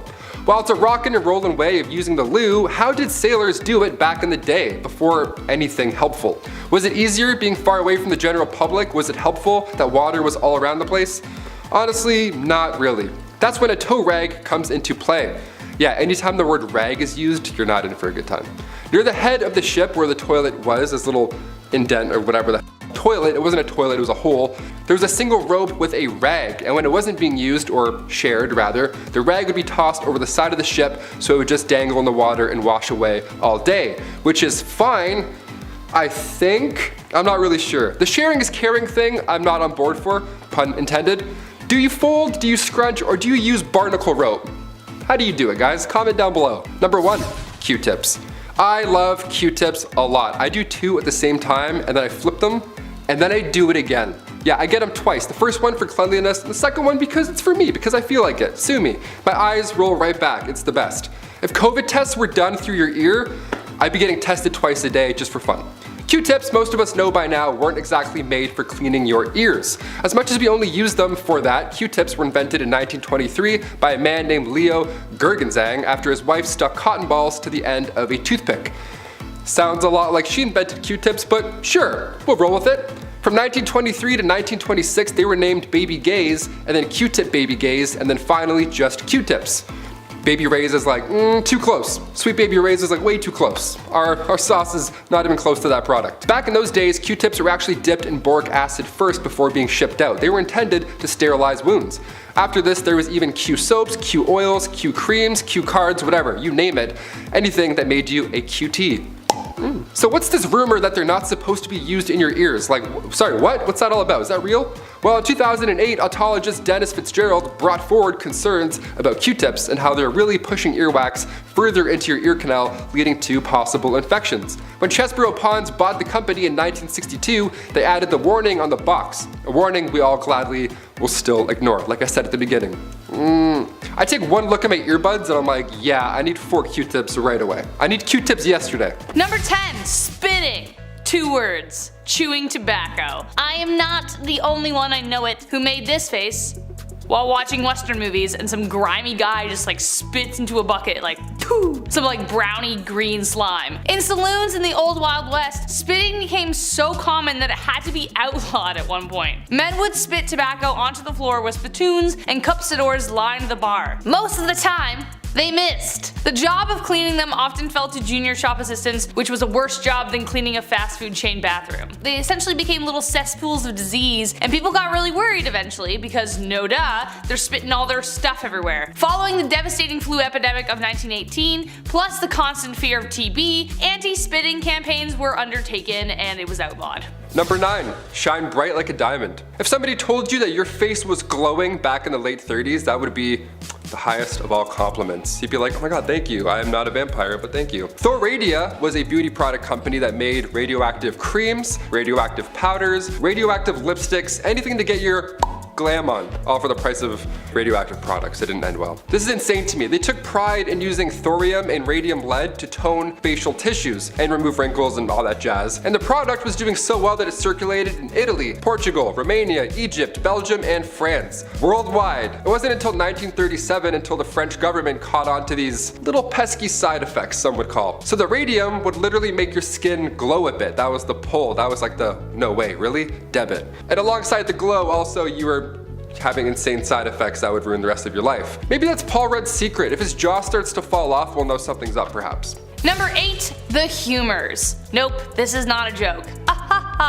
Though it sounds like it. Ever heard the phrase to be in good humor? Well, it goes back to this. I mean, probably. I actually don't know, but it sounds like the two are connected. The 4 humors were the basis of medical treatment in medieval times. The idea was introduced by Hippocrates all the way back in ancient Greece, which combined ancient science, naturalistic knowledge, and philosophy. The 4 humors were blood, yellow bile, black bile, and phlegm. They were organized to represent the 4 elements, the 4 qualities of cold, hot, moist, and dry, as well as the 4 seasons and planets. If something was wrong with you, then it was because one of the humors was out of whack. If you were depressed, something was wrong with your black bile, for instance. Do I know what black bile is? No, I don't want to ever know. Are you too hot? Well, bloodletting will be the solution for that. The factors controlling your humoral makeup involved sex, age, temperament, and many more. Bloodletting was the most popular way of balancing the humors, and it was assumed to have a relationship with most diseases, from smallpox to pseudoscientific hysteria. What, you horny? Let's bloodlet ya. At number 7, long neck style. In many cultures around the world and for many years, having a long neck was considered beautiful, and so many women practice neck stretching in order to attain this level of beauty. This practice of neck stretching has been most commonly done by wearing metal rings around the neck, adding more and more rings over time.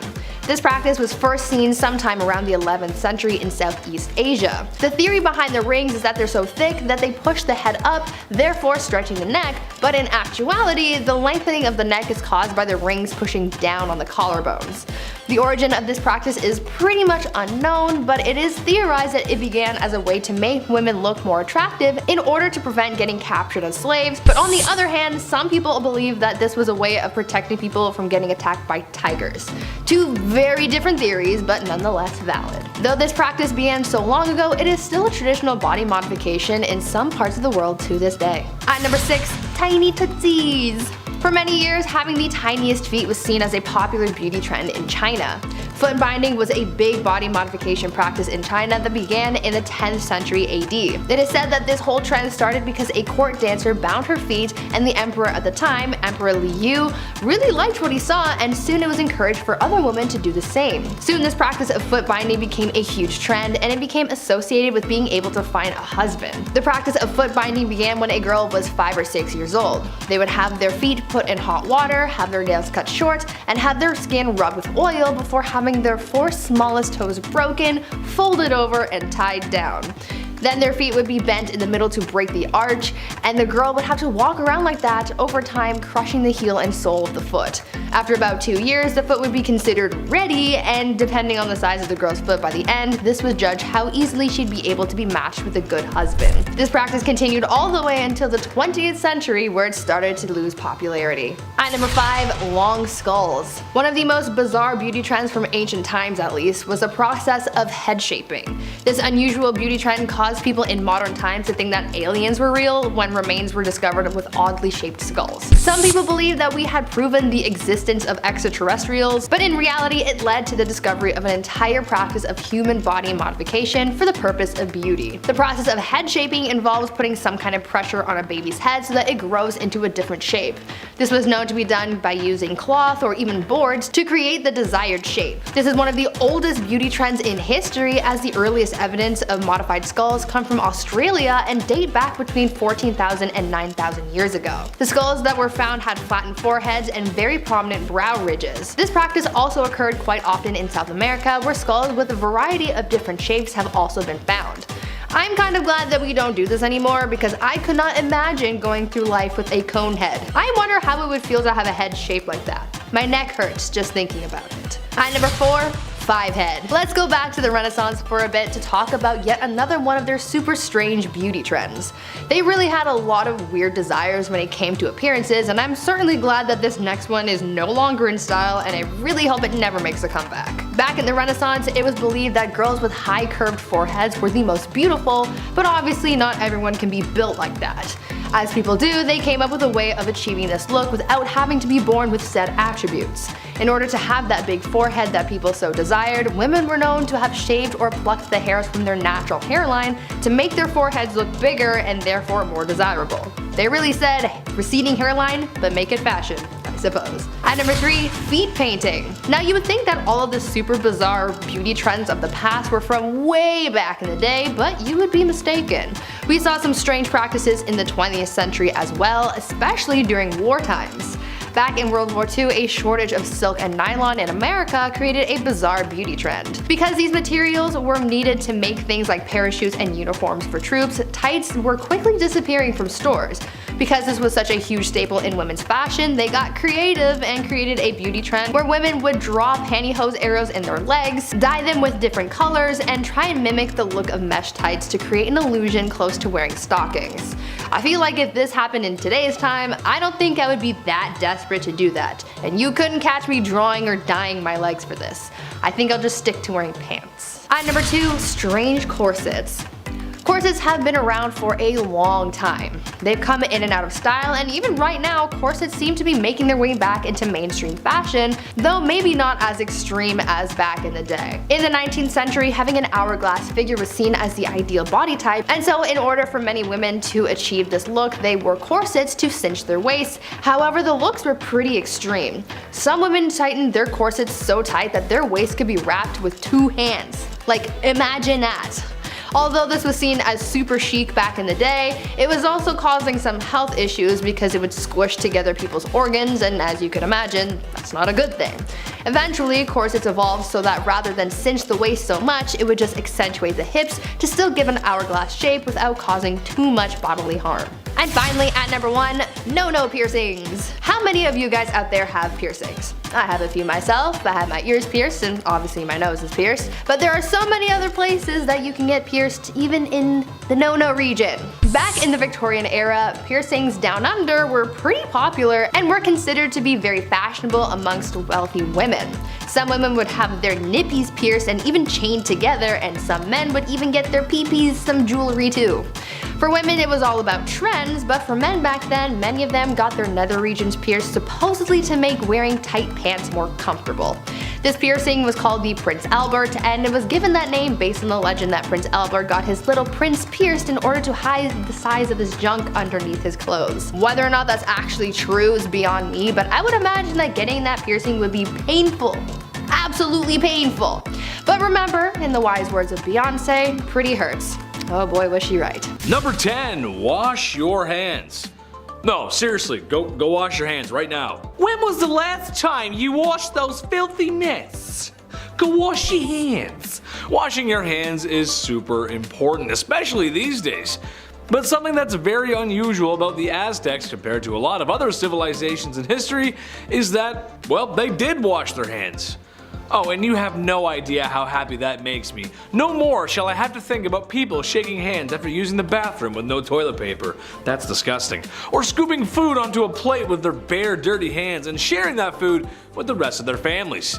Yes, the Aztecs like to wash their hands before and after a meal, which is just the way it should be. I hate having grimy hands. You know, I talked to the chief today, and you know what he said? That's it. That's actually it. Yeah, we like that. That's it. Number 9, Aztec Barbershop. It must have been quite the sight for Spanish conquistadors to land upon the shores of North America and then come to bear witness the Aztec civilization in all its glory. Something noticed by the curious Europeans was that the Aztecs had what looked like a barbershop for men. After all, a healthy scalp is a happy one. Even more interesting than that, however, is women were dyeing their hair with a green herb that I'm not even going to begin to pronounce. It was just too hard. It was a lot of X's and T's. I couldn't do it.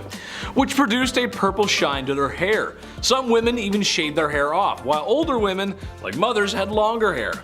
Man, it's almost as if a beautiful civilization was starting to flourish. Well, I'm sure nothing bad ever happens to the Aztecs, right? Number 8. My heroes. Let me create a scenario for you. I like creating scenarios. Let me create a scenario for you. You're on the way to a certain event that is very important in the big city. Maybe it's a new job, a new summer fling, or something that requires dry pants. But now your stomach is acting up. It's big angy. Your stomach's making sounds that are becoming more audible, and you can feel soon you will require a bathroom. But you hold it in. I can make it past this event and then go, you say to yourself. No problem. But now you've got cramps, sweats, and you're getting anxious, as you know that DEFCON 1 is approaching. You now have to make a decision to make a rush to find a bathroom, or be late for your event, or take a gamble with your underwear and dignity. Yes, that is a feeling I know all too well, but perhaps I should have been living in the Aztec Empire, as they had public washrooms all over the city. That's just awesome. Oh, what sweet relief. As if that weren't the most unusual, they also had citizens cleaning the streets, which is pretty unusual for the time. Yes, cleanliness was very important to the Aztecs, and honestly, I think there should be public toilets on every street corner. Please, sometimes I gotta go. Number 7, public bathhouse. Okay, this next one, we haven't really moved on that much. We still bathe together, we still do it in like water parks, we swim in pools of pee-pee, and then go down slides and burn our back skin off. Ancient Roman, so gross, you're like, why'd you have to ruin it? Ancient Roman bathhouses were the older, yuckier versions of these water parks. They also didn't have slides, so boo. They would literally spread intestinal parasites in these houses, pools, in these massive rooms with massive pools. The Romans were figuring out sewage systems at the same time, which I'll talk more about later, gladly, but they were also the first to create heated public baths. My above ground pool wasn't even heated, but the ancient Romans were. Now I'm upset. I'm gonna call my dad after this. The archaeology and anthropology department at Cambridge discovered that Romans brought lots of parasites to Europe. Fossilized feces show that these heated, relaxing, rejuvenating bathhouses nearby were all but. I don't mean to undermine the ancient Romans though, it's not what I'm doing, okay? To be fair, they also brought lice and fleas. Number 6, no hand washing. I don't know. Believe it or not, washing your hands as a doctor before doing anything was a controversial idea. Today, especially due to the last 2 years, we all have a tune we sing while washing our hands to ensure we're lathering for like full 20 seconds. We've all done it. But when doctors discovered it was their fault people were getting sick, they didn't rejoice, they got offended. The whole conversation started because of a man called Ignaz Semmelweis. He was studying the differences between 2 birthing hospitals, one run by midwives, the other by doctors and students. The mortality rate at the latter was way higher than the other. They were dying from something known as childbed fever, more closely known as sepsis. After a series of trial and error, he hypothesized that it was because the students were touching cadavers and then touching the mothers. He then made them clean every tool in their hands with chlorine solution, literally the best thing to kill germs, though he didn't know that at the time, he just assumed it would work. Well, wouldn't you know, mortality rates improved significantly, but when he tried to enforce his findings, doctors were upset they were being blamed for the deaths. He ended up getting fired over it and eventually thrown into a mental asylum near the end of his life.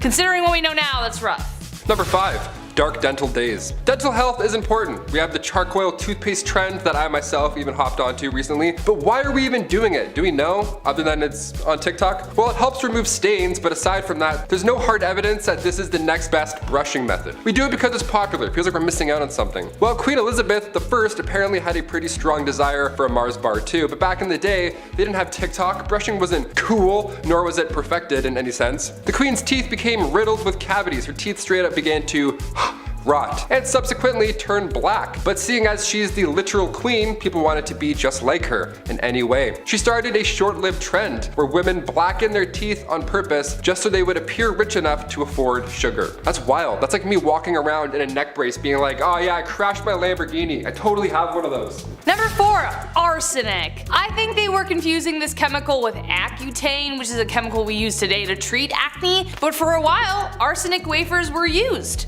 Yes. The poison, arsenic, the thing that would kill you, yeah, that one. In the 19th century, arsenic was marketed as a safe way to effectively clear your skin. It also claimed to restore a youthful complexion that we as humans always long for. Now, it did create a very pallid complexion, but not because it was restoring the gift of life, but because it was killing off the consumer's blood cells. Yay! It also cleared acne pretty well, but it also created a dependency on the product. If the user discontinued using the wafers, then the acne would return, even worse this time. Therefore, it would create a vicious cycle of slowly poisoning oneself to death because you'd have to go back on it so you look hot, I don't know. Number 3, the tricho system. Instead of plucking your eyebrows before prom or getting waxed head to toe like we commonly do so today, back in the 1920s, you needed the tricho system to remove any unwanted hair. This device was booming in the 20s. Hair salons restaurants just had to have this machine. And I'll call it machine. It was changing the game. By 1925, there were over 75 systems installed in beauty shops. And what you would do is you would sit at this large desk, face a tiny small window, and for a few minutes, you would just be beautiful. Just 20 simple treatments of this radiation beaming off your face, and then bam, you're beautiful. What's the trick, you ask? Radiation. They didn't know this yet. It was dangerous. They didn't know much at the time, but this thing was chock full of radiation. They used X-ray technology on their bare faces. That's like when you go to the dentist and they click the thing and then they run into another room. This one, they're like, just right there. No sheet, no metal, heavy thing, just face to face. Now I'm hot. So in 1929, tricho problems were on the rise. Ulcers, carcinoma, keratosis, death, just everything bad. This was not the solution you wanted, but you know what? At least you were hot. Sorry, gents, this isn't for you. Number 2, moss. Okay, I'm not the only one who has asked this question in their minds.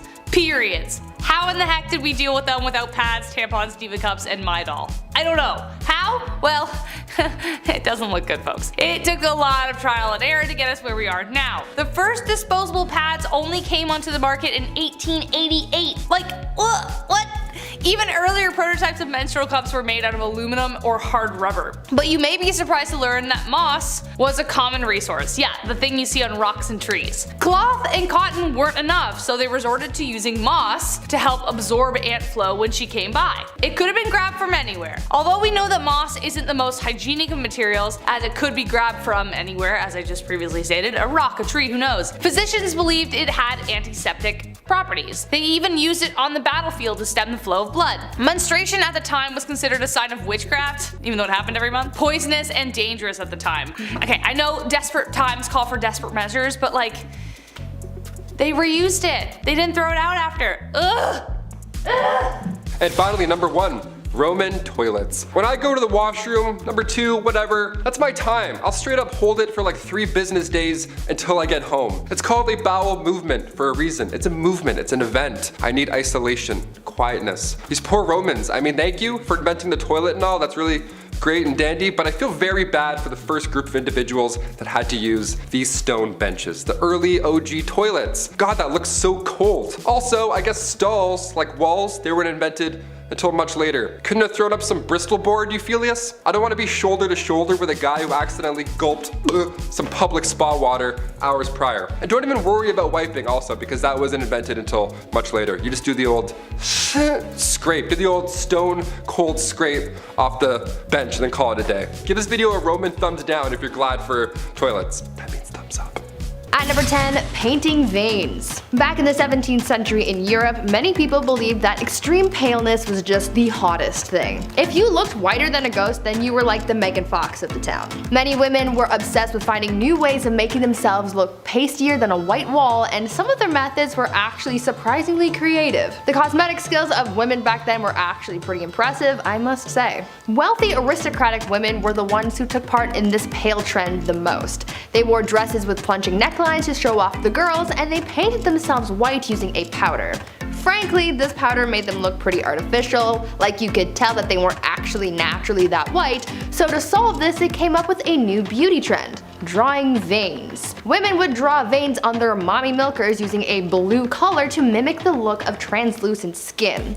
It's crazy to think how far we've come from this, because back then people were trying to look as pale as possible, and now we have people tanning themselves so much that it causes controversy. At number 9, tiny teeth. During the Renaissance, fashion and beauty standards were changed drastically from what was popular in the years before. So much in society changed over this period of time, like what was seen as beautiful or desirable. Things like certain body types and other physical attributes had their own trends, but one of the weirdest physical beauty trends from back then had to do with teeth. Back then, the ideal woman had wide hips, a small waist, long legs, and small teeth. Yeah, teeth had an ideal size. To people back then, the smaller the teeth, the more desirable you were. Why? I don't know. Because people are weird, I guess. Some people would even go as far as to file their teeth down to make them smaller so that people would see them as more attractive. Now, I can imagine that this would be a very painful process. Like if you've ever chipped a tooth, then you know that uncomfortable, almost cold sensation of a broken tooth, so imagine that, but on all of your teeth. Yeah, you can count me out.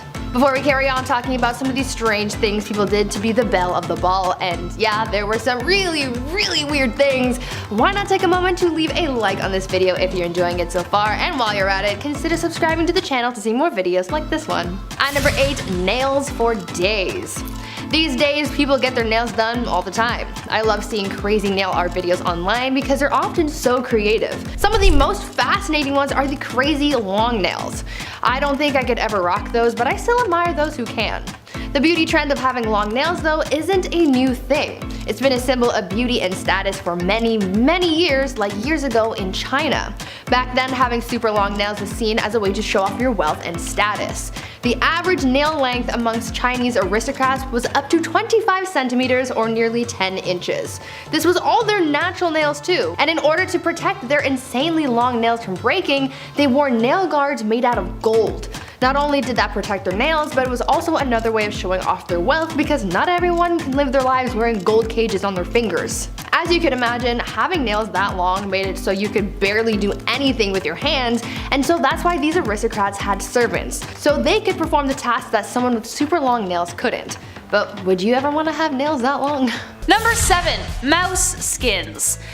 It honestly seems like we really can't get our eyebrows right. In the early 2000s, they were plucked within an inch of their life. Today we have brow pencils, waxing, soap brows, which I really don't understand. Back in Elizabethan times, they were plucked entirely off of the face to make foreheads look bigger. And now there's this trend. Eventually, bountiful eyebrows came back into fashion, and for those women who weren't blessed with such brows, resorted to mouse traps. That's right, in order to get that luscious furry frame above their eyes, they would catch mice, skin them, and apply them to their eyes. Yay! In the 17th and 18th century, more specifically, women of nobility were known for shaving off their eyebrows entirely and stick on the mouse skin. It was better if the mice had really dark fur because the popular look of the time was pale skin and black eyebrows. Gee, I wonder where Snow White came from. But even more hilariously, they would place their brows higher than normal so they walked around looking surprised all the time. Imagine one of them receiving the worst news possible while simultaneously looking like they just won the lottery. Also, the glue wasn't very good, so they would fall off at leisure. Your mom died. Oh no! Like what the heck? Number 6. Horsehair dental floss. Yeehaw! Okay, despite how annoying dentists can be sometimes, flossing is vital when it comes to mouth cleanliness. But using horses' hairs to do so, that just sounds counterproductive, no? Early human remains were studied and it showed these grooves in between their teeth. So they would sharpen these little sticks on both sides or use horsehair to get those hard to reach places. Even back then, way in ancient times. If it wasn't horsehair, it was thin, long twigs. Honestly, I'd rather use the twigs. At least that has like a scent of some sort. I don't know, like minto green, something like that. Horse back? No. It really wasn't until 1815 until a New Orleans dentist named Levi Spear started to use silk thread to floss in between the teeth instead of hair. Thank you, Levi. As fun as horsehair flossing sounds, I'm gonna stick to the spearmint. Spearmint. Levi Spear. Wait a minute. Number 5. Crocodile done the deed. Again, I'm saying this again. Who had the gall? Who had the damn audacity to look at a steaming pile of digested animal excrement and go, you know, that will work for insert problem here. Once again, I put the question, how the heck did we survive? But nevertheless, we are here once again to bring to you yet another animal poop cure-all, and this time it was for contraception. Yes, in ancient Egypt, women would use crocodile dung as a contraceptive. Yay! Now, crocodiles were worshipped and sacred to the ancient Egyptians, so that could be one reason why they thought it would help. They would mix it with sour milk,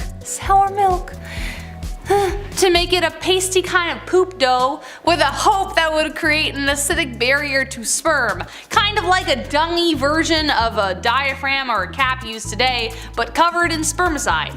We had to start somewhere, but I honestly can't think of a better way to kill the mood. Hold on, honey. Gotta shove some poop out there. Number 4. Sulfur for freckles. Ooh, this next one gets me hot. This next one hits too close to home. Sorry, frecklers. I love my freckles. Every summer they pop harder and harder. better, faster, and stronger. I love them. But back in the day, there were some pretty insane methods to get rid of them. I know, get rid of them. How could you, right? How dare you? Having freckles in ancient Roman days meant you couldn't participate in your favorite magical rituals. Yeah, sorry Balthazar, I'll catch the next meeting, I guess. I'm gonna go wash up. Having freckles meant you were impure or polluted. And in ancient Greece, having a beauty mark or 1,000 on your face or cheek meant a bright future was in store for you. So depends really where I am. But I'm like, huh? Medieval Europe, moles or freckles meant that you were for sure a witch. Great. That one they're onto something a little bit. I got witchy vibes. Ancient China, if you had a red or black mole, that was actually a good sign. But a brown mole, like this one, meant grave warning signs. Eee. So depending where and when you were, that freckle that you named when you were 7 could have possibly changed your entire life. In places where freckles weren't desirable, sulfur was used daily to get rid of them. We don't recommend lathering your face with sulfur. In fact, I think magical rituals are safer. Number 3, Versailles and other palaces. Did anyone else imagine when they were a kid that they were born in the wrong era and should have been like prancing around in golden embroidered gowns in palaces, or being in a masquerade decked in velvet across the room from your secret lover? Some more than most. Except there is a lot missing from that fantasy, specifically the smell. You'd think a place like Versailles with like halls of mirrors and lots of gold everywhere would be like the cleanest place to live in the 18th century, but the reality was stomach churning. Remember that red velvet dress? Well, that hadn't been washed in God knows how long, and you were stuffed in a room with people wearing the same thing, and everywhere was a toilet. That's right, nobles didn't wait to empty themselves in a chamber pot or bathroom of some kind. Versailles was their toilet. They would relieve themselves in empty fire pits, imagine if it was occupied, in the stairwell, behind doors, wherever they felt. Sounds too ridiculous to be true? Well, take this 1675 report of the Louvre Palace in Paris, and I quote, "On the grand staircases, behind the doors, and almost everywhere one sees, there are masses of excrement. One smells 1,000 unbearable stenches caused by calls of nature, which everyone goes to do there every day." Unquote. Things got so bad in other palaces, Henry VIII even had to decree that cooks in the royal kitchen were forbidden to work naked. Why were they working naked? I don't know. Or in garments of such vileness as they do. So as for my first point, I think I was born in precisely the right era. Number 2, finger food. You ever go to somebody's house for dinner and they have like 15 forks laying in front of you, just way too many utensils for no reason. That's why I like nachos, okay? It's not intimidating. Burgers aren't intimidating. You can just eat with your hands and get messy. It's easier. It's way more fun as well just to dive in and make an absolute mess. Like medieval times, for example, they had cutlery, but you had to be somebody fancy to have it. Most of the population, being poor and all, had to eat with their hands. Chopsticks were first used during the Shang dynasty. The oldest chopsticks ever found went as far back as 3000 BC. But come 400 AD, China's population spiked, resulting in a lack of resources for food. These stirring sticks now got a lot smaller to fit for their smaller portions, and that was the start of chopsticks. Fun fact, come the 16th century, the rich and fancy carried their own set of forks with them to their royal dinner. King Charles V of France had a vault with a few forks in it. He's like, hey, check this one out. Bing. That's how rare that kind of metalwork was back in medieval times.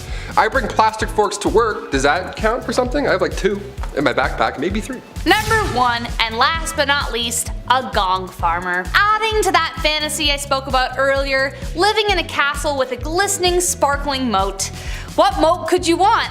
Well, I'm sorry to say that moats often doubled as toilets.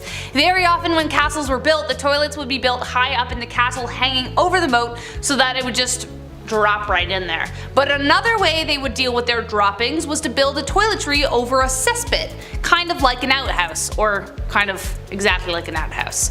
Except at one point the cesspit would fill up. Enter the hero of the hour. Today we have people with machines who do it. Somebody actually had to go in there and do it himself with their bare hands. Friends, remove your hats in honor of the gong farmer. Their job was to get on in there, shovel it out by hand, and ferry it to a spot where they could bury it. It was a dangerous job for a multitude of reasons, the top ones including the pits were often riddled with disease, and they were often quite deep. So as a result, they were paid very well for the time to sweeten the fact that no one would go near them, so they would be forever alone. But even then, lives were lost. One man by the name of Richard the Raker fell into one and drowned. what a way to go. Kicking off the list at number 10, pig toilets. Yeah, we'll start off with a nasty one. Look, we're on the part 6 now. We're talking about some ancient hygiene practices. It's gonna get gross, it just has to at this point. I've talked about Roman toilets, horsehair dental floss, so now we gotta dive into some yucky stuff. Pig toilets began around 200 BC in China, and these pig toilets were actually pretty common. You would just go to the washroom over top of a pig pen. It's pretty straightforward. It's pretty awful, but also it's all they had. It's pretty awful, but I would say it's worse for the pigs. Definitely worse for the pigs. The pigs would eat the waste because it was mixed into their food. They couldn't tell the difference. Ugh, horrible. This was one of the few options to manage waste, especially in areas where plumbing wasn't possible. I talked about pigs going to court in a recent Bumblebee video. If I was a pig, I would be pressing charges left, right, and center after this. That's so disgusting. We're already at number 10, and I want to puke. Nice, buckle up. Number 9, water closets. This one sounds fun. A closet full of water. What a blast, pun intended. Back in the 1800s, all over Europe, our modern day version of the bathroom came to life. Thankfully, I'm very glad this happened. If it didn't happen, it'd be a little bit different nowadays. It takes 2 things to have a water closet. A home big enough for a room purely devoted to waste, which is amazing. And of course, running water, that definitely helps. Sir John Harington, godson to Queen Elizabeth I, was determined to invent what we now know as the basic toilet. Back in 1596, he created this idea, and people actually made fun of this guy for spending so much time working on a useless device. Yeah. The more we know. Cut to 200 years later, another inventor by the name of Alexander Cummings reworked the water closet, added an S-trap, the little valve between the top and the bottom parts of the bowl, and now we're on the right track. Then a couple years later, in 1777, Samuel Prosser applied for a plunger closet patent and got it. A year later after that, Joseph Brahma enters the toilet game, adds a valve on the bottom, an old school ball cock. So we're getting there, slowly over time. Different inventors are bringing their new ideas in, all so that we can go and take a shit. Brodmann was a sailor at the time, so his water closet was often used on ships of that era. Today we have toilets that flush automatically. Once you get up or move around, the sensors think you're done, and then they blast away. If you stand and wipe, good game. This thing's gonna be making noise all day long. Number 8. Bald face. In another video on things too woke for this era, I talked about how it was once cool to have no hair on your face at all. I can't grow any facial hair, so this reaches out to me. This is good. I like this. I like punching out on this fact. Well, Queen Elizabeth I was the first to bring this idea into Western culture. She influenced women to completely pluck their eyebrows, and on top of that, they would also shave their hairline back as far as they could, so their faces would be as large and as big and bright as possible. Just right there, like the big moon. It was common for women to soak bandages in a mix of ammonia, vinegar, walnut oil, all to hopefully suppress the hair growth on their forehead. Facial hair was removed, but body hair, that was left untouched. The Catholic Church also influenced the look. Growing your hair out was a feminine display until you went out in public and had long hair. Then it was immodest. Because, of course. Number 7. 1 night with Venus, 2 years with Mercury. It wasn't too long after humans discovered toe curling that as much fun as that may be, there can be some unfortunate side effects. Knowing somebody in the biblical sense can transmit not so fun diseases, if you catch my drift. Like syphilis. Early stages being sores and uncomfortable rashes, late stages having much more serious side effects, like blindness, heart disease, and oh yeah, it can make you go crazy. So throughout history, and especially before there was antibiotics, how do you treat a disease so common amongst people participating in the devil's dance? Liquid mercury. Yep. People tried to treat a disease by consuming liquid mercury. When applied to the skin, it burned. Therefore, if it hurts, it works. It was noted that syphilis would go away after mercury treatments, but this could have just been a stage of the bedroom rodeo disease, as its symptoms disappear right before things get bad. This is also assuming that people taking mercury aren't getting sick of mercury poisoning in the first place. This practice continued way longer than it should have, as it wasn't until discoveries made in the 1900s that a better option for treating the brothel-related illness. Honestly, with this kind of logic, anything's possible. Sky's the limit when you're crazy. Number 6. The Great Stink of 1858. It's one thing living through a pandemic, but at least we're not living through something called the Great Stink. Yeah, the Great Stink of 1858. Who was responsible for this? What did you eat? What happened? Well, this was an event in central London, and it lasted for a few months. In the summertime too, which is just great for great stinks. It was so hot and dry that the Thames dried up, leaving just sewage, just all that gross you can imagine. The smell was so bad, Parliament had to close for an entire day. I want to know who the first guy was to be like, you know what? Nah, I'm going home. This sucks. This sucks. Good call. In order to continue work, Parliament had to soak the curtains on the riverside of the building in lime chloride just so they wouldn't be sick. They just soak it in chloride to be like, that's better, it's better, we think. They were on the verge of moving their entire operation to Oxford. That's how bad it was. Members of the committee were quitting their jobs. While this sounds all bad, hundreds of tons of limes were being discharged into sewers to help the smell. So if you had a stuffy nose in July 1858, you could have made 1,500 pounds a week just messing around with limes. You missed your shot. Number 5, the human fly trap. This is honestly so five-head. A brilliant play. Might be one of the best moves I've ever seen. Have you ever been to a picnic with a nice sandwich, some fresh crisp potato chips, and an ice cold lemonade as you sit on a warm blanket, enjoying the view just over yonder? When all of a sudden you are attacked by a swarm of bugs that just ruin the vibes. And now you don't even want the sandwich. Who made this lemonade? It's so bitter. I don't even like chips. The pharaohs of ancient Egypt felt the same way, except they had a great way to deal with it. Simply take a few of my servants and slather them in honey. Place them away from our royal picnic and bada bing bada boom, you got no more flies bothering you or your sandwich. This honestly sounds completely cruel, and at a time when hygiene in general wasn't great, how did they get all that honey off? Sure, a dip in the Nile will get rid of most of it, but you'd probably just glaze yourself for a crocodile's lunch. Honey would get stuck in places where the sun don't shine. And just like shame, you can never really wash it off. Number 4, ancient sunscreen. As soon as summer comes around, game over, honey. I burn so easily. I have freckles for 2 days, then the rest is just red and just bad, all bad. That's why I'm a fan of winter. I don't have to keep applying sunscreen to my face all day and feel like I'm about to faint. But how did Egyptians beat the heat in ancient times? They didn't have Banana Breeze SPF 35. What did they do? Well, ancient Egyptians valued their skin as a symbol of beauty. You think your morning skincare routine requires a lot of work? Yeah, buckle up. Their routine was written on a tomb wall and also scrolls. They used rice bran containing UV absorbing gamma oryzanol, and that was used to block the sun off. Jasmine as well helped repair sun damage. Just some chick named Jasmine, she was like, don't look at it, just stop. Ancient Greeks used olive oil as sunscreen, which as far as UV protection goes, did absolutely next to nothing. You'd be burnt and dehydrated, but you know what? Tan line, so. Number 3, Red Dead Bandage. America 1864. There's a polite disagreement between North and South whether the South should be still using YouTube's least favorite S word as a business practice. The verdict? It wasn't very nice. That aside, the Southern states fought hard for a very stupid reason. Idiots. Such a hard fight in the fact that it was taking a serious toll on everyone. Specifically the Southern economy and civilians who got caught in the raw end of the deal. The war was a huge cost of life and money for both sides, but the South just didn't have the same resources the North did. So, after years of fighting, things weren't looking too good. An example of this was the South washing and reusing bandages as supplies were low and casualties were high. This might be hard to stomach, but that's just what happened. Nurses washed the blood off of blood-soaked rags and bandages to reuse simply because there was no supply. I don't have to be a doctor to tell you that reusing bandages in a time before antibiotics is a bad idea.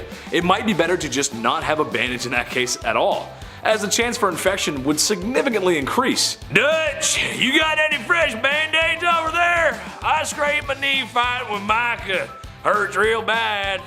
Maybe get John to kiss my boo-boo better. Number 2, ancient socks. Somebody got me socks as a gift over the holidays, and let me tell you, still the best thing you can get. Socks and lip balm, you can do anything you want. Game over. Socks in ancient Greece were not the right and left neon green athletic socks that you have today. No, not even close. Socks came around in the 8th century BC, made fresh from, you guessed it, animal hairs. Yeah, it was gross. This actually led to Romans tying animal skins around their feet and then tying them up. Cut to the 2nd century AD in ancient Rome, the sock game got real.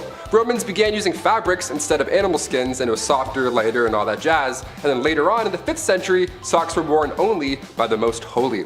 Socks were associated with the church, and they were considered a symbol of purity. Yeah, you heard it. Socks would go all the way up to your leg. A little different than the New Balance ones we have now that just go up to your ankle that, you know, fall off when you're halfway to work and then make you really upset. I have one right now, I'm gonna go figure it out.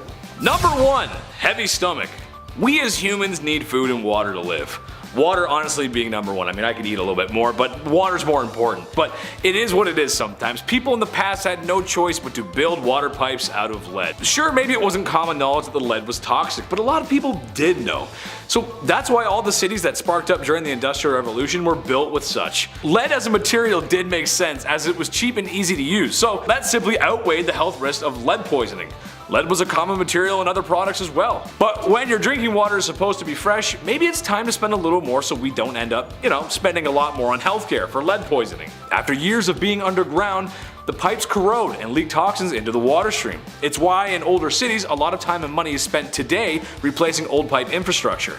To me, it's a classic case of, let somebody else deal with it, I'm sure it's fine. Well, I'm off to go work in a completely safe asbestos factory. I'm sure there's nothing wrong or bad in there. Kicking off the list at number 10, dirty beds. Okay, so far on this disgusting series, I can't believe we're on part 7, but we've talked about storing chamber pots under your bed. Pretty yuck. That's if you were lucky enough to have a bed, of course. If you were rich in the 1400s, having a bedroom was the talk of the town. You would have guests over to hang out in your bedroom. That was like the place to be. Social gatherings in your bedroom. That's my worst nightmare. Couple of nights talking about noble deeds, meanwhile you're all tucked in with your ass out, hair all messy, half asleep, like, huh? Who is it? Most of the time in the 14th century, your mattress wasn't even a mattress, it was just a pile of straw. It was horrible. You had to sleep in your clothes, the same tunic and cloak you've worn all day, remind you, because you'll freeze at night otherwise, right? Because you're basically outside, these barns, this old wooden, not great. Also, these beds weren't in your rooms or anything, they were just like tucked in a corner. You didn't have social gatherings around the sack o' straw, you know what I mean? Your bed was more often than not riddled with bird poop as well. You weren't alone in these cold rooms, birds hiding up above. Also, spiders? I don't even want to know. I don't even want to dive into that. Let's move on.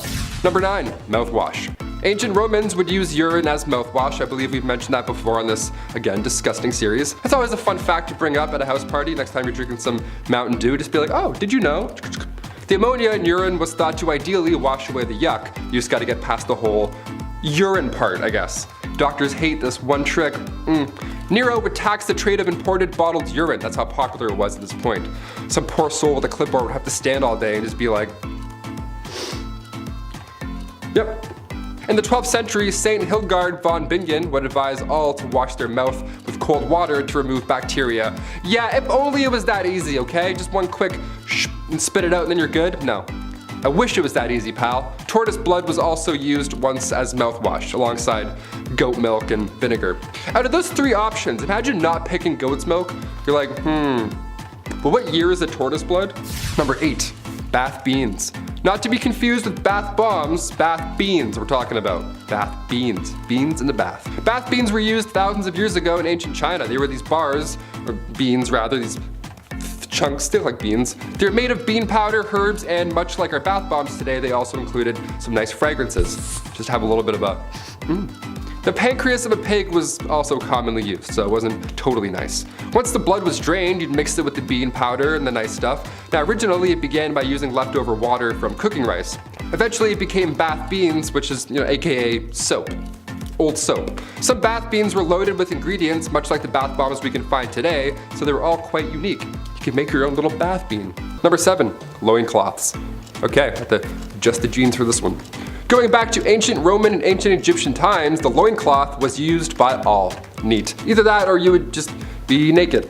So, if you're a nudist, great. Hit the thumbs up if you're a nudist. I don't know why I said that. We're gonna keep going. I found this neat step-by-step on the internet how to make your own loincloth. And it's a bit more complicated than throwing on sweatshorts and calling it a day. We don't have a lot of archaeological evidence today because these linens barely made it through a decade, let alone all this time. But ancient Romans would use leather also to make underwear, which is, just imagining that, I'm like, it's hot.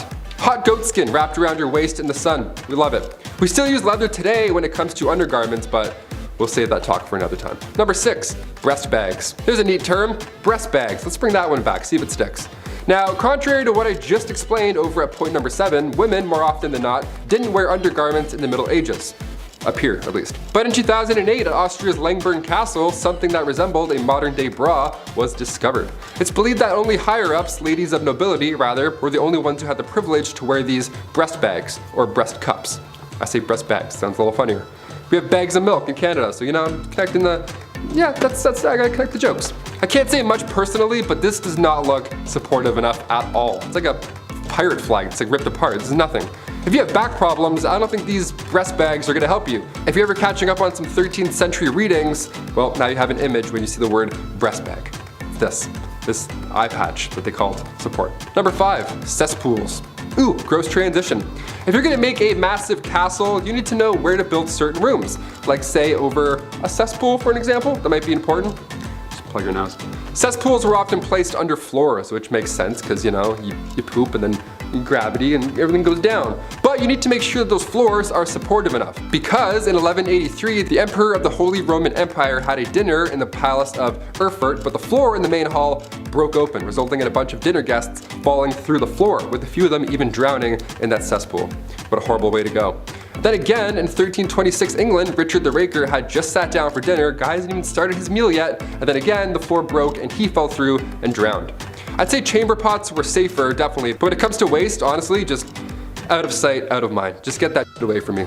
Literally, pun intended. Number 4, towels. I'm pretty picky when it comes to towels. I always have to have way too many just ready to go at all times. You know, in case I want a bath, in case I want to have 2 baths in a row, you never know.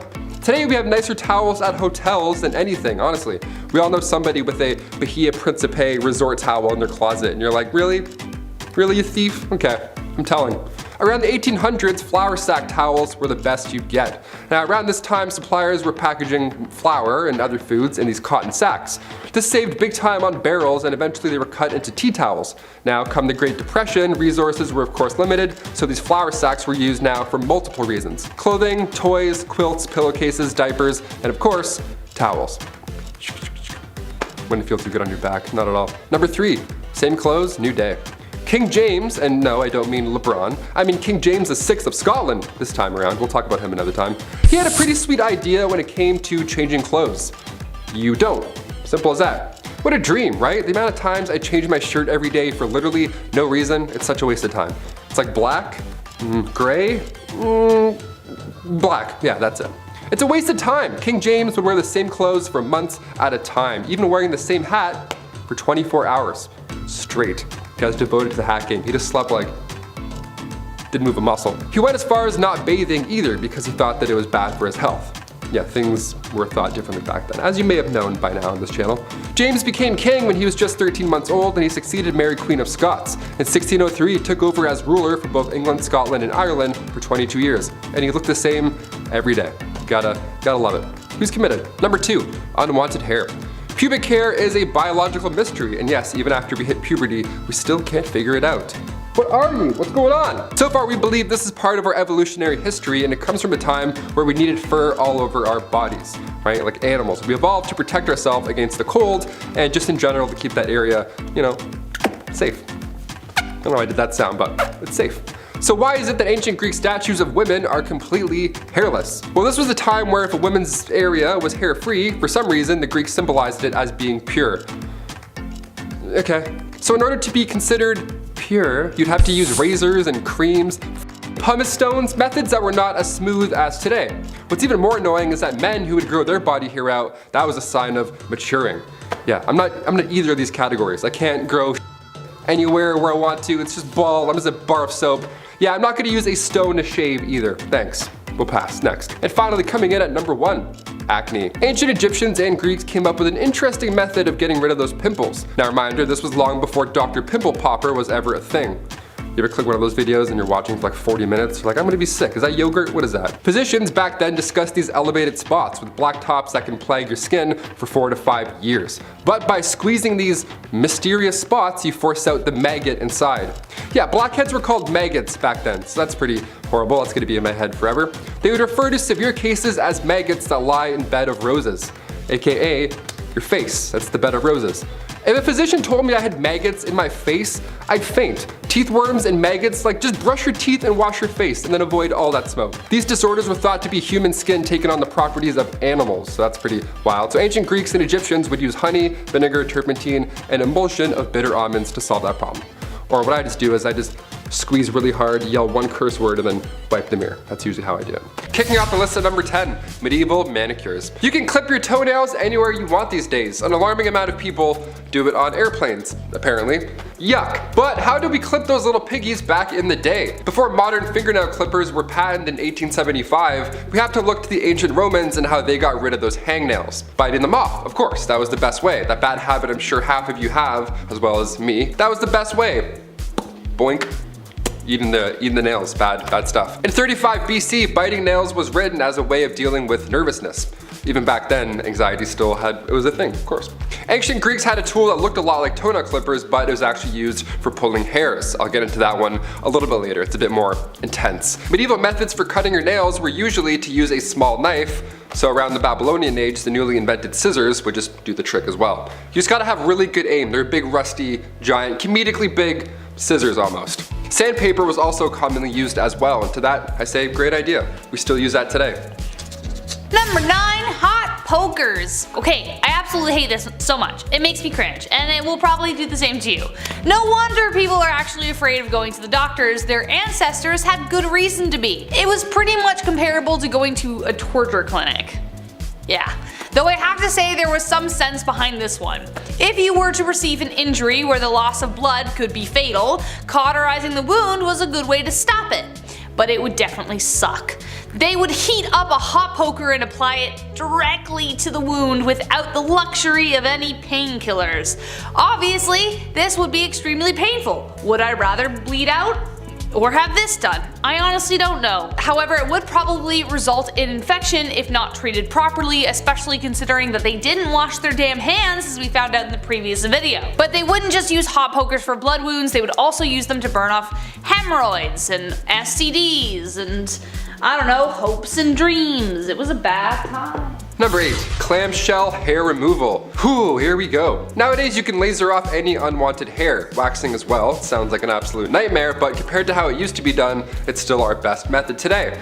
Looking back to around 100,000 years ago, long before Gillette had their 9-blade razors with cooling gels and all that good shit, we had to use seashells. Literal seashells. And when I say seashells, I don't mean they would glide across the skin and, you know, Sweeney Todd themselves. No, they would use 2 shells and then put them together as tweezers and pluck the hairs out one by one.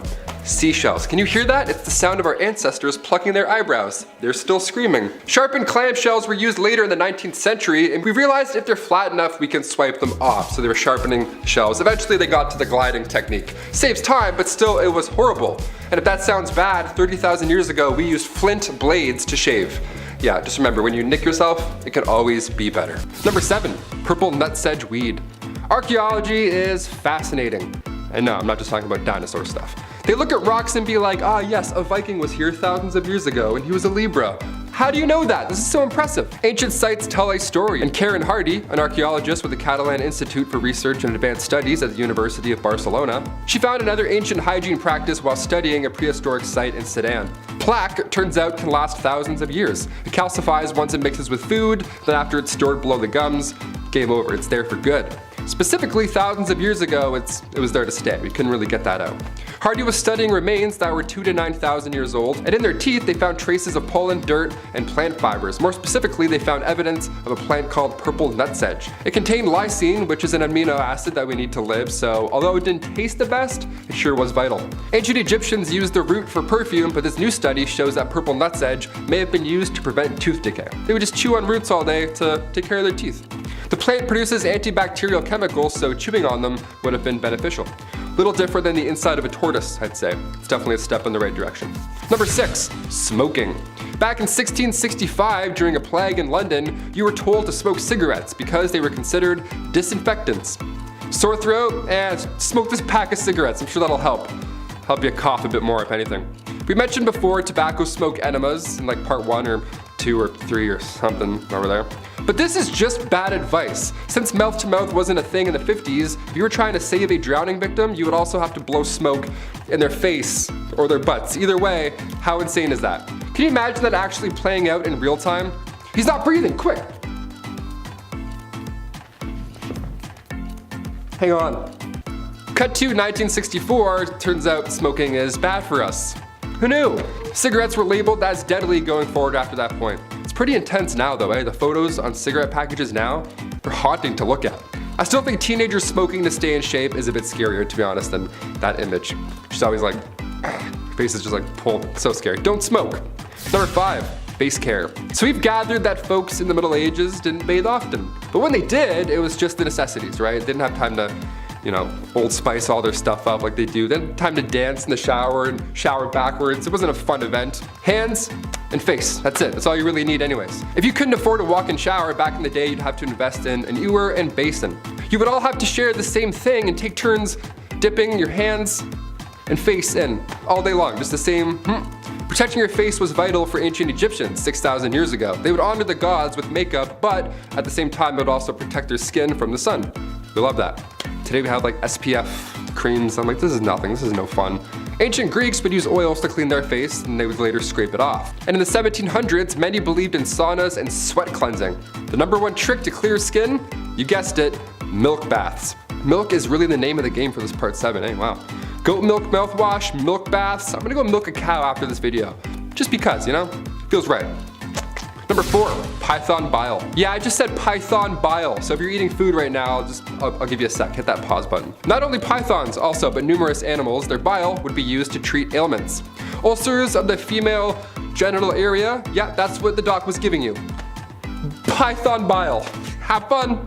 Ancient Chinese physicians would also hand over some elephant bile as well if bad breath was bringing down your game. Elephant bile mixed with water would get rid of halitosis. Honestly, any type of bile, just count me out. I just won't brush. How's that? Taylor, why do you have bad breath? Oh, have you seen the alternative? That's why, Mike. That's why. I almost tripped, but that's why. I almost broke my leg.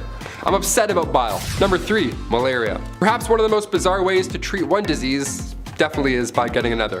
If you suffered from syphilis back in the early 1900s, there wasn't really much help you could get. That was until Austrian physician Julius Wagner Jauregg came along. He received the Nobel Prize for this discovery, and as bad as it sounds, it's honestly quite the breakthrough. Julius discovered that malaria-induced fevers were the key to treating syphilis.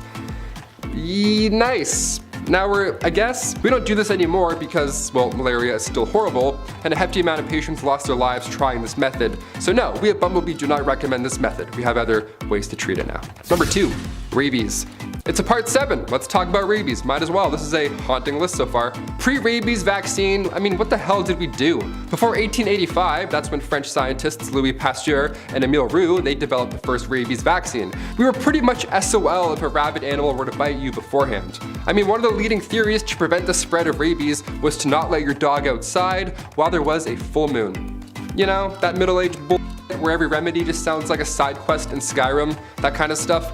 Oh, you'll need 1 egg and 2 pigeons. I'm like, what? I have strep. What are you talking about? In 16th century Europe, it was a literal joke if you had rabies. Doctors quite literally told you to ingest 40 grains of ground liverwurst and wash it down with 20 grains of pepper and a half pint of milk. That's it. That's how you cure rabies. That's how you do it, I guess. You gotta ingest that each morning for 4 days in a row. Oh, and you also need to have a cold bath every day for a month. Imagine if this really was the only solution, even today. Just cuts to us in 2022 with iPads, technological advancements, we're creating new vaccines, but in order to cure rabies, you still need to slam some milk and have a bath. It's like, yeah, that's the only way. That's the only way we've done it so far. Hygiene history is insane. I'm gonna push for a part 8. Hit that thumbs up so I can keep talking about this nonsense. This is insane. I learn something horrible every day here. And finally, #1, electricity. Electroconvulsive therapy, or ECT, has been around a lot longer than most of us think. It just didn't work back then, you know? Also, we don't call it shock therapy anymore, we're well past that. Tiny electric currents would be sent through your brain, ideally changing its chemistry, and over 1,000 people a year undergo this treatment. But back in ancient Roman times, this procedure of course was a little sketchy, just a little wee bit. They would use electric eels. Yeah, they would hang out with a bunch of electric eels to hopefully relieve a headache. Again, I'd rather just have a headache. I'm not trying to become a Spider-Man villain, okay? I'm nearsighted. Today we believe the seizure aspect is beneficial, but back then it was believed that electricity was the key here. We would drink electrified water and wonder why nothing's happening.